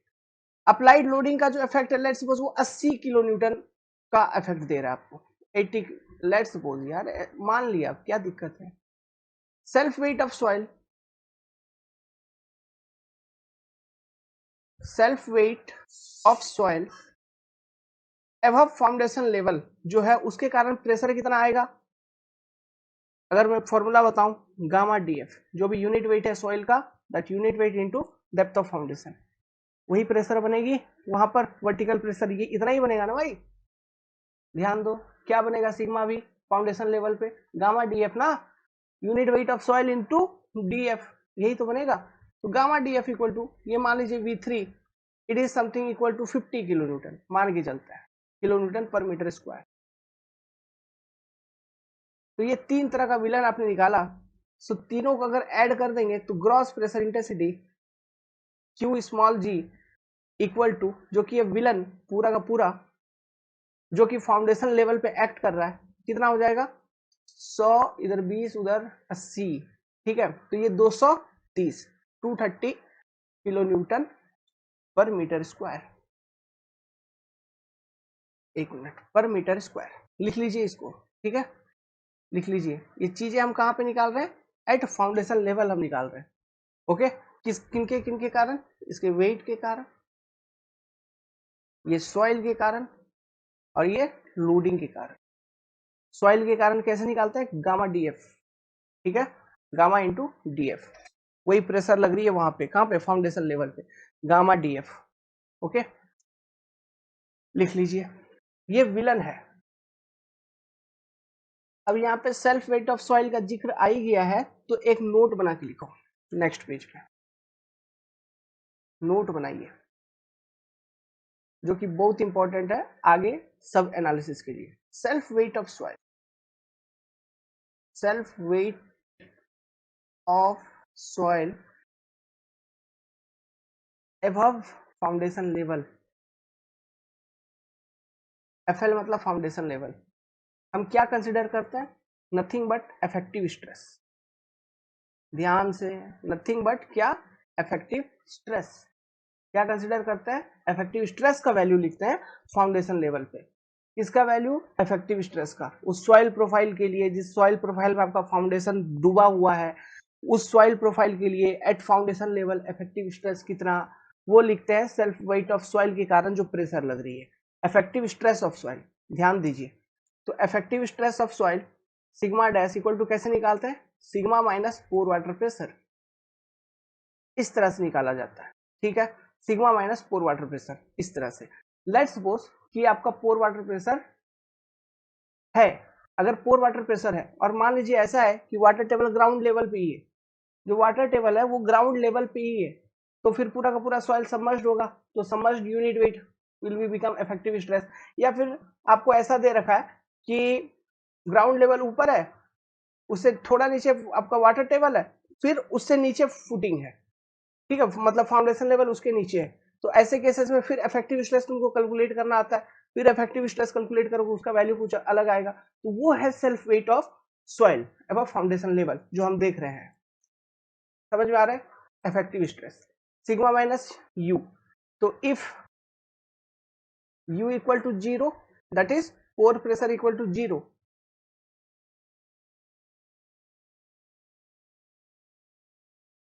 पोर प्रेशर इक्वल टू 0, तो effective stress equal to total stress हो जाएगा, ठीक है? वरना जो है उसी के अकॉर्डिंग आपको कैलकुलेट करना है, ठीक है ना? ये चीज आपको मालूम है ना? इफेक्टिव स्ट्रेस कैसे कैलकुलेट करना है, तो ये चीज मैंने आपको बता रखा था। तो इसको एक नोट बना के लिखिए कि जो हम self weight of soil above foundation level निकाल रहे हैं, it is nothing but effective stress eight foundation level, ठीक है? Effective stress eight foundation level. तो ये रहा आपका फर्स्ट पैरामीटर विलन। अब बात करते हैं एक सेकेंड पैरामीटर का, जिसको हम बोलेंगे net pressure intensity. Net pressure intensity, gross pressure intensity को निकालने के बाद हम निकालते हैं नेट प्रेशर इंटेंसिटी QN, ठीक है? QN मतलब Q net, small Q net, है ना? ये QN कह लो या क्यू नेट कह लो, नेट प्रेशर इंटेंसिटी। इसको भी किलो न्यूटन पर मीटर स्क्वायर के फॉर्म में कैलकुलेट किया जाता है। ये क्या है देखिए, लिखिए, it is the pressure at the base. कहां पर? बेस पे ही कैलकुलेशन हो रहा है सब चीज, है ना? फाउंडेशन लेवल पे। It is the pressure at base of foundation in excess of initial effective, initial effective क्या? Initial effective overburden pressure of soil. Initial effective overburden pressure of soil क्या? वही यार इफेक्टिव स्ट्रेस जो अभी हमने calculate किया था। तो क्या क्या करेंगे? क्यू नेट निकालने के लिए, क्यू नेट आपको निकालनी है तो आप क्या करोगे? क्यू ग्रॉस जो आपने निकाला था, इसमें से इफेक्टिव स्ट्रेस को माइनस कर दीजिए। देखिए, क्यू नेट निकालने के लिए क्या, क्यू ग्रॉस जो निकाला था उसमें से आप इफेक्टिव स्ट्रेस को माइनस कर दीजिए, तो ये आपका निकलेगा क्यू नेट, है ना? Effective stress, this is what effective stress of soil, effective stress of soil eight foundation level. जो था उसको माइनस कर दिया तो निकल जाएगा आपका क्यू नेट। ये ब्रैकेट में डालो, फॉर्मूला है आपका। तो जैसे कि अपना जो कैलकुलेशन था उसमें क्या हो गया, क्यू ग्रॉस कितना था यार? 230, तो 230 में से क्या, ये इफेक्टिव स्ट्रेस कितना, हमने गामा डीएफ कितना लिखा था? गामा डीएफ इक्वल टू, अब ये गामा डीएफ इफेक्टिव स्ट्रेस था वहां पे, क्योंकि अभी हमने वाटर टेबल वगैरह कुछ भी कंसिडर नहीं किया था। अगर वाटर टेबल वगैरह कंसिडर करोगे तो उसके अकॉर्डिंग चीजें चेंज हो जाएंगी, आपको मालूम है ना? तो ये गामा डीएफ वगैरह हमने कितना लिखा था? 50 हमने कंसिडर किया था, तो ये 230 माइनस तुम्हारा 50, तो ये क्यू नेट इक्वल टू क्या निकल रहा है? 180 किलो न्यूटन पर मीटर स्क्वायर। ये भी विलन ही है, ठीक है? ये विलन ही है, मतलब समझिए, जो लोडिंग वगैरह वेट वगैरह वो सब चीज जो ऊपर से आ रही है सॉइल के ऊपर, वो विलन ना भाई, तो ये भी विलन का ही हिस्सा है। ओके, कंप्लीट कीजिए, लिखिए इसको, क्यूब नेट को लिखिए। देखो, इसको निकालने का जरूरत ही क्यों पड़ रहा है? ये इसलिए हम निकाल रहे हैं ना। तुम सोचो, आप अगर फाउंडेशन वगैरह डिजाइन करोगे कभी, मेरे को ये बताओ यार, ये जो मिट्टी है ये अभी है, फाउंडेशन बनाने से पहले था, अभी भी है, फाउंडेशन बनाने के बाद भी रहेगा? ये तो रहेगा ही ना, ये तो हमेशा रहेगा। तो इसको सब्ट्रैक्ट करते हैं, तो ये पहले भी था अभी भी है, ठीक है? इसलिए हम इसको सब्ट्रैक्ट कर रहे हैं। इसका एक पर्पज है, आपको समझ में आएगा। पर्पज ऐसे बता दूं, ऐसे सीधा सीधा, अगर हम देखिए आगे इन सब चीजों में फैक्टर ऑफ सेफ्टी, लोड वगैरह कैलकुलेट करेंगे, फैक्टर ऑफ सेफ्टी वगैरह से डिवाइड करेंगे। तो मुझे ये बताइए, ये जो सॉइल है, सॉइल का जो वेट, इसमें फैक्टर ऑफ सेफ्टी डिवाइड करने की जरूरत है क्या? जरूरत नहीं है। क्यों? यार ये पहले से लग रहा था, फाउंडेशन तुम बनाए हो तब भी लग रहा है, बनाने के बाद छोड़ दोगे, स्ट्रक्चर वगैरह बनाओगे, उसके बाद भी वो मिट्टी रहेगा ही रहेगा वहां पे। तो वो मिट्टी के कारण जो ये लोड है वो तो हमेशा उतना ही एक्ट करेगा। तो उसमें क्या फैक्टर, वो मिट्टी ना कम होगा ना ज्यादा, उसमें फैक्टर ऑफ सेफ्टी डिवाइड करने का कोई मतलब नहीं है। समझ में आ रही है बात? इसलिए हम कहीं ना कहीं सब्ट्रैक्ट कर रहे हैं, अभी उसका इफेक्ट ही खत्म कर रहे हैं, ठीक है? इसलिए बोला आगे धीरे धीरे स्टेप बाय स्टेप समझ में आएगा। ये नेट प्रेशर इंटेंसिटी निकालने का और एक लॉजिक है। लॉजिक क्या है बताता हूँ। जो अभी मैंने बताया, ये जो मिट्टी है ये पहले से प्रेजेंट है, बाद में भी प्रेजेंट रहेगा। That is the earth is historical. मिट्टी पहले से प्रेजेंट है।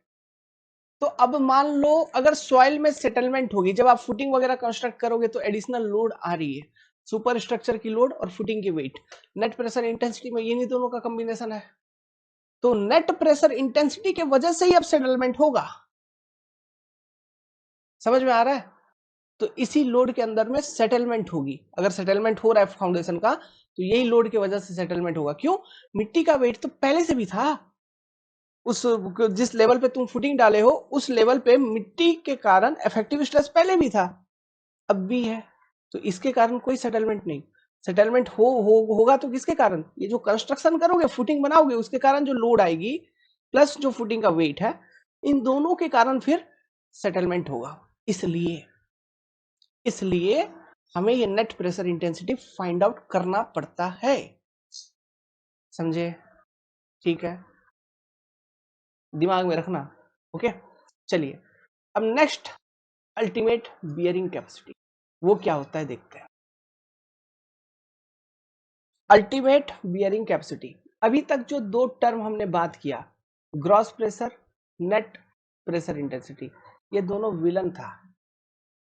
ये दोनों विलन था, जो कि लोडिंग के वजह से फाउंडेशन लेवल पे क्या है वो कैलकुलेट कर रहा है। ये विलन था। अब हम कैलकुलेट कर रहे हैं, अब हम बता रहे हैं आपको अल्टीमेट बियरिंग कैपेसिटी, जो कि है हीरो। जो कि क्या है? हीरो। ये कहां से कैलकुलेट होगी?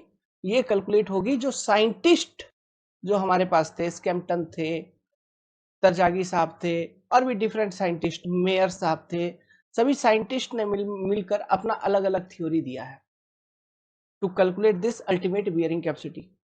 तो ये उनके थ्योरी को यूज करके हम सॉइल का स्ट्रेंथ कैलकुलेट करेंगे, ultimate bearing capacity. Strength in terms of what? Strength in terms, देखो बियरिंग कैपेसिटी किससे रिलेटेड? शियर फेलियर से। बियरिंग कैपेसिटी किससे रिलेटेड? शियर फेलियर से। तो ultimate bearing capacity of soil मतलब हीरो। हीरो, तो इसको हम कैसे डिफाइन करेंगे?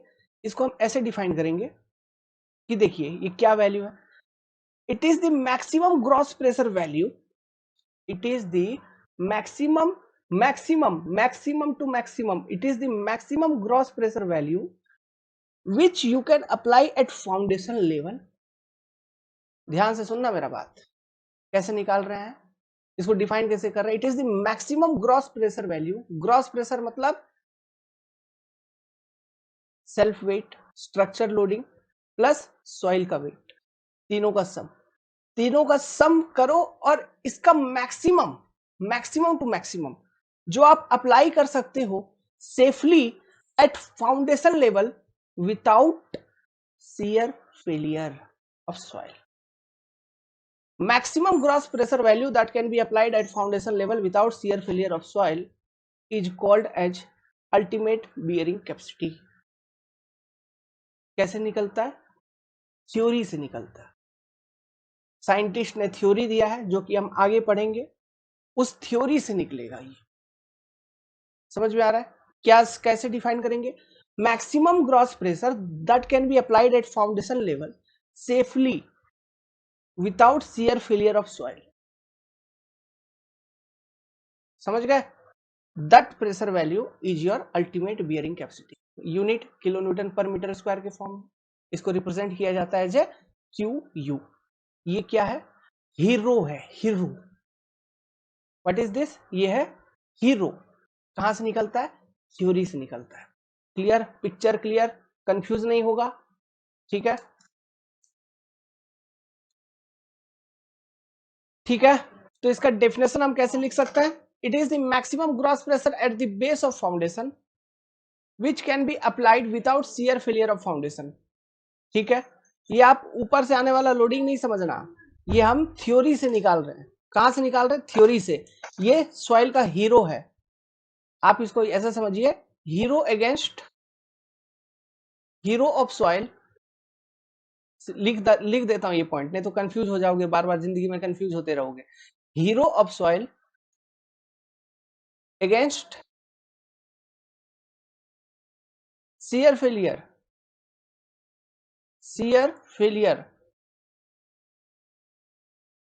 which is calculated using theory provided by scientist, which is calculated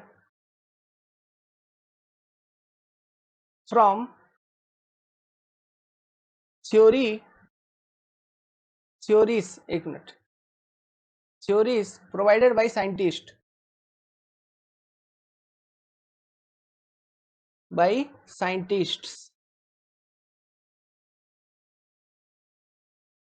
like तरजागी, प्रेंडेटल, तरजागी हो गए, मेयर्स हो गए,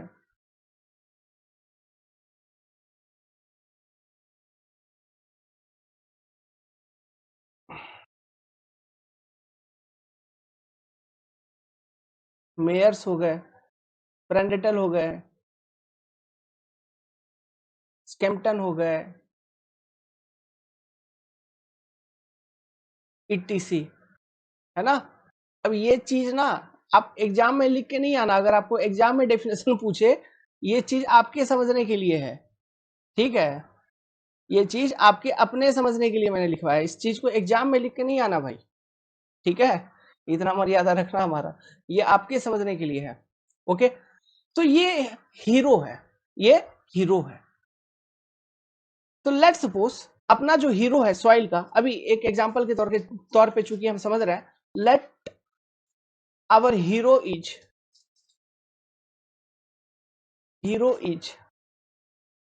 250 किलो न्यूटन पर metre square, that is ultimate bearing capacity जो अपने सॉइल का है, जो हम एग्जांपल में अभी लेके चल रहे हैं, मतलब जो फुटिंग के नीचे का सॉइल था उसका अल्टीमेट बियरिंग कैपेसिटी है 250 किलो न्यूटन पर मीटर स्क्वायर, लेट सपोज, ठीक है। तो ये हीरो है, तो यहां पे देखो इसका मतलब क्या है, जो इसका मतलब ये है कि उस सॉइल का शियर फेलियर ना हो, उस सॉइल का शियर फेलियर ना हो, इसलिए आप अधिक से अधिक कितना फाउंडेशन लेवल पे कितना ग्रॉस प्रेशर अप्लाई कर सकता है, 250 तक अप्लाई कर सकता है। इससे थोड़ा ज्यादा अप्लाई कर दोगे तो क्या होगा, अल्टीमेट बियरिंग कैपेसिटी से आपका वैल्यू ज्यादा हो गया तो कहीं ना कहीं फेल हो जाएगा सॉइल आपका शियर में, समझ रहे हैं बात को, ठीक है। अब डिजाइन करते वक्त बहुत सारी चीजें हम देखते हैं, फैक्टर ऑफ सेफ्टी वगैरह सब कैलकुलेट करके सेफ बियरिंग कैपेसिटी वगैरह सब कुछ हम निकालते हैं सॉइल का, ये तो रॉ है, ये रॉ मटेरियल है, अल्टीमेट बियरिंग कैपेसिटी। अब निकालेंगे सेफ बियरिंग कैपेसिटी, देखिए कैसे निकालेंगे उसको समझिएगा। तो अब मैं हीरो पे बात कर रहा हूं, किस पे बात कर रहा हूं, अब मैं हीरो पे बात कर रहा हूं, समझना ध्यान से, मैं अब हीरो पे बात करूंगा। तो अल्टीमेट बियरिंग कैपेसिटी बताया, अब मैं बताऊंगा net ultimate bearing capacity. Net ultimate bearing capacity में हम क्या करेंगे, अल्टीमेट बियरिंग कैपेसिटी में से फाउंडेशन लेवल पे जो इफेक्टिव स्ट्रेस है सॉइल के कारण, ठीक है, ग्राउंड लेवल और फाउंडेशन लेवल के बीच में जो सॉइल है उसके कारण जो इफेक्टिव स्ट्रेस है उसका वैल्यू माइनस कर देंगे तो हमको मिलेगा नेट अल्टीमेट बियरिंग कैपेसिटी, ठीक। Net ultimate bearing capacity QNU, it is maximum net pressure, ध्यान देना, या यहाँ पे नेट प्रेशर के टर्म्स में, नेट प्रेशर के संदर्भ में बात होने लगी। नेट प्रेशर जो हमने इससे पहले कैलकुलेट कर रखा था विलन में, क्या कैलकुलेट कर रखा था, ग्रॉस प्रेशर से जो इनिशियल ओवरबर्डन इफेक्टिव था, इफेक्टिव प्रेशर उसको माइनस किया था, मतलब सॉइल का इफेक्टिव प्रेशर माइनस किया था। तो यहाँ पर वही करेंगे, अल्टीमेट बियरिंग कैपेसिटी में से सॉइल का इफेक्टिव प्रेशर माइनस कर देंगे। It is maximum net pressure which can be applied eight base of foundation without shear failure. Maximum का बात हो रहा है, यहाँ पे चीजें मैक्सिमम पे है, ठीक है। मतलब QNU equal to QU ultimate bearing capacity of soil minus effective stress, that is जैसे अपने वाले केस में QU माइनस गामा DF, ठीक है, जो कि कितना था, QU अपना कितना है, एग्जांपल जो हम ले रहे थे 250 सॉइल का, माइनस गामा DF का वैल्यू कितना लिखा था हमने पहले स्टार्टिंग में, याद करो 50 लिखा था, आई थिंक 50 ही लिखा था ना, हाँ 50 ही लिखा था। तो QNU इक्वल टू कितना हो जाएगा, 200 किलो न्यूटन पर मीटर स्क्वायर, इस तरह से ये कैलकुलेट होगा। ये सॉइल का है, सॉइल का हीरो से हम बात कर रहे हैं ना, अब हीरो पे हैं। अब बात करते हैं नेट सेफ बियरिंग कैपेसिटी। देखो ध्यान से सुनो, net safe bearing capacity equal to, it is defined as net ultimate bearing capacity divided by factor of safety. इसको हम कहते हैं QNS, net safe bearing capacity. Net ultimate bearing capacity QNU जो अभी निकाला था, इसको डिवाइड कर देंगे फैक्टर ऑफ सेफ्टी से। This is the formula. तो अभी समझिए, अभी जो हमने किया था, हमारा QNS इक्वल टू, अपने जो एग्जांपल हम लेके चल रहे हैं उसमें कैसे निकालेंगे, QNU इक्वल टू कितना निकला था 200 divided by factor of safety. Factor of safety, let suppose factor of safety को हमने मान लिया 2, let FOS equal to 2, let example हम देख रहे हैं ना, तो QNS इक्वल टू कितना आ जाएगा 100 किलो न्यूटन पर metre square. This is your net safe bearing capacity. ठीक है, किसका, ये सॉइल का, हीरो का बात हो रहा है, ये सब चीज है ना, नेट सेफ बियरिंग कैपेसिटी। अब एक चीज ध्यान दो, ये जो फैक्टर ऑफ सेफ्टी हमने डिवाइड किया है, ध्यान दो, ये 200 से डिवाइड किया है। ये 200 में बेसिकली कौन कौन आ रहा है, हमने किसको किसको कंसिडर किया है, load plus self weight of footing. Soil में फैक्टर ऑफ सेफ्टी हमने डिवाइड नहीं किया, कहीं ना कहीं यही चीज है ना, लोड और सेल्फ वेट ऑफ फुटिंग को कंसिडर करते हुए हमने फैक्टर ऑफ सेफ्टी डिवाइड किया है। सॉइल का जो वेट है उसमें फैक्टर ऑफ सेफ्टी डिवाइड नहीं किया। क्यों, वो पहले से लग रहा था, अब भी लगेगा, बाद में भी लगेगा, उतना ही। तो उसका वेट से हमको, उसका वेट में हमको फैक्टर ऑफ सेफ्टी डिवाइड करने का कोई लॉजिक मिलता नहीं है।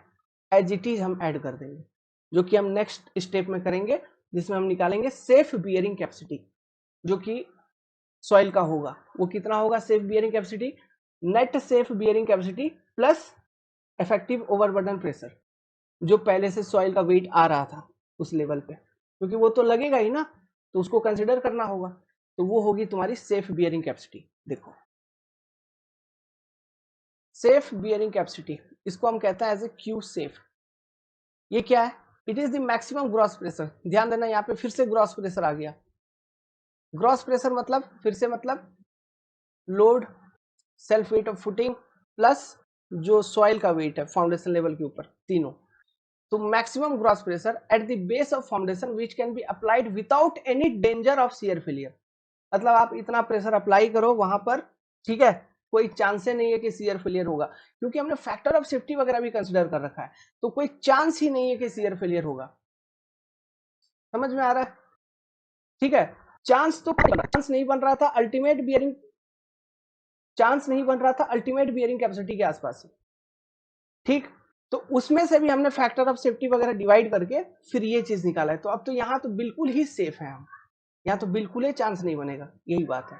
समझ गए बात को, ये मेन चीज है ना। तो क्यू सेफ इक्वल टू कितना, Q net safe, Q NSS, Q NS, Q net safe plus effective at the foundation level, that is Q NS plus gamma DF, जो अभी हम देख रहे थे, जिसको हमने सब्ट्रैक्ट किया था गामा डीएफ, वो अब ऐड कर देंगे।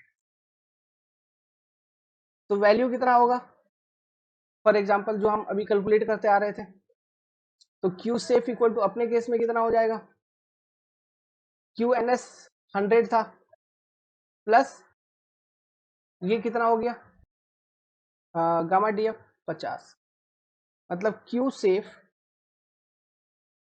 जो हमारे कैलकुलेशन के अकॉर्डिंग आया, ये आ गया 150 किलो न्यूटन पर मीटर स्क्वायर। इस तरह से चीजें निकाली जाती हैं। ये 6 टर्म समझ में आया कैसे निकलेगा, ओके। क्या क्या बोला, gross pressure, net pressure intensity, ultimate bearing capacity, net ultimate bearing capacity, फिर net safe ultimate bearing capacity, मतलब नेट सेफ बियरिंग कैपेसिटी, फिर सेफ बियरिंग कैपेसिटी, छठा पॉइंट। इस तरह से निकालेंगे, ओके।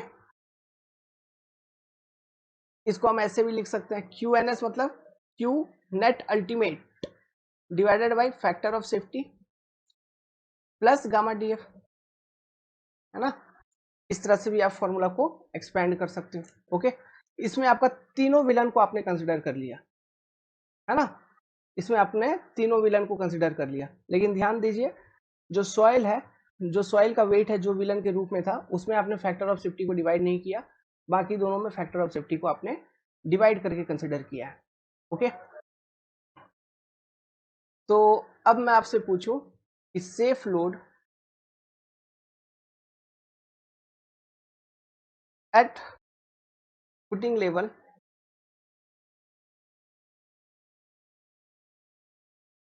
विदाउट शियर फेलियर,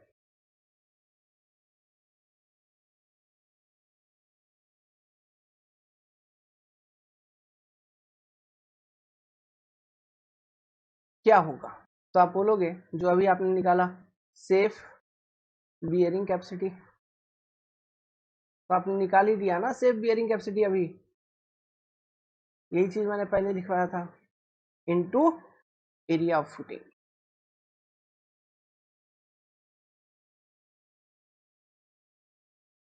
माने कि 150 इंटू जो भी आपका एरिया ऑफ फुटिंग है ए, ये होगा लोड का वैल्यू, कि इतना लोड आप टोटल अप्लाई कर सकते हैं फाउंडेशन लेवल पे, इससे ज्यादा नहीं, safely, such that there is no shear failure of soil below the foundation. समझ में आ रहा है? तो ये सातों पॉइंट आपको समझ में आए, एक नोट बना के लिख लीजिए कि ये सॉइल का जो वेट था उसमें फैक्टर ऑफ सेफ्टी क्यों नहीं डिवाइड किया। ये लॉजिक आपको इंटरव्यू में कभी पूछ लेंगे, या तो as a short objective question आपसे पूछा जा सकता है। The factor of safety is applied to net increment of pressure, मतलब जो कंस्ट्रक्शन कर रहे हैं उसके कारण नेट इंक्रीमेंट ऑफ प्रेशर क्या है फाउंडेशन लेवल पे, क्या है वो नेट इंक्रीमेंट, जो लोडिंग आ रही है सुपर स्ट्रक्चर से प्लस आपका सेल्फ वेट ऑफ फुटिंग। तो इसी में आप फैक्टर ऑफ सेफ्टी अप्लाई करते हो, जो पहले से ओवरबर्डन प्रेशर था, मतलब जो मिट्टी था उस पर हम अप्लाई नहीं करते क्योंकि वो हिस्टोरिकल टाइम से एक्ट कर रही होती है। तो फाउंडेशन कंस्ट्रक्शन के बाद भी वो एक्ट करेगी उतना ही, वो कमेगी नहीं, तो इसलिए उसमें फैक्टर ऑफ सेफ्टी उसके लिए कंसिडर करने की हमको जरूरत नहीं है, उसको एज इट इज कंसिडर करो, समझे? उसके लिए हमको फैक्टर ऑफ सेफ्टी कंसिडर करने की जरूरत नहीं है, उसको एज इट इज कंसिडर करिए, यही बात है। तो the factor of safety is applied to net increment of pressure at the base of footing, that is विलन 1 और विलन 2। विलन 1 विलन 2 मैंने क्या क्या लिया था? विलन 1 लिया था मैंने self weight of footing, villain 2 लिया था लोडिंग के कारण जो प्रेशर बन रही है उसको। तो उन दोनों में फैक्टर ऑफ सेफ्टी हम कंसिडर करते हैं, but not to overburden pressure sigma effective और gamma DF, because this pressure is acting from historical period. यही आपका लॉजिक है, historical period of soil, hence factor of safety is not required। ठीक है, so with this we are completing closing this particular class। next class से important topic फिर चालू करेंगे, type of shear failure से चालू करेंगे। तीन तरह के शियर फेलियर होते हैं हमारे पास, general shear failure, local shear failure and punching shear failure. Type of shear failure पढ़ने के बाद फिर हम पढ़ेंगे theories to calculate ultimate bearing capacity. वो पढ़ने के बाद बस खत्म हो जाएगा आपका फाउंडेशन, ये सैलो फाउंडेशन खत्म हो जाएगा। फिर उसमें और कुछ है, जैसे ये सेटलमेंट के करस्पॉन्डिंग हम ये बियरिंग प्रेशर वगैरह निकालेंगे, प्लेट लोड टेस्ट वगैरह, वो प्लेट लोड टेस्ट वगैरह मैं आपको बताऊंगा, है ना, उस बियरिंग प्रेशर वगैरह निकालने के लिए वो करेंगे। सैलो फाउंडेशन खत्म हो जाएगा, फिर हम करेंगे डीप फाउंडेशन। ठीक है, चलिए, ये मतलब ये बताया हूं मैं चैप्टर को किस तरह से हम फॉलो करेंगे आगे। क्लास अच्छी लगी हो तो लाइक कर दीजिएगा, कोई डाउट हो तो पूछ लीजिएगा। ऑल द बेस्ट, कोई डाउट वाउट मत रखिएगा, बहुत इंपॉर्टेंट है ये सब चीजें, कंफ्यूजन नहीं चाहिए अपने को। ठीक है।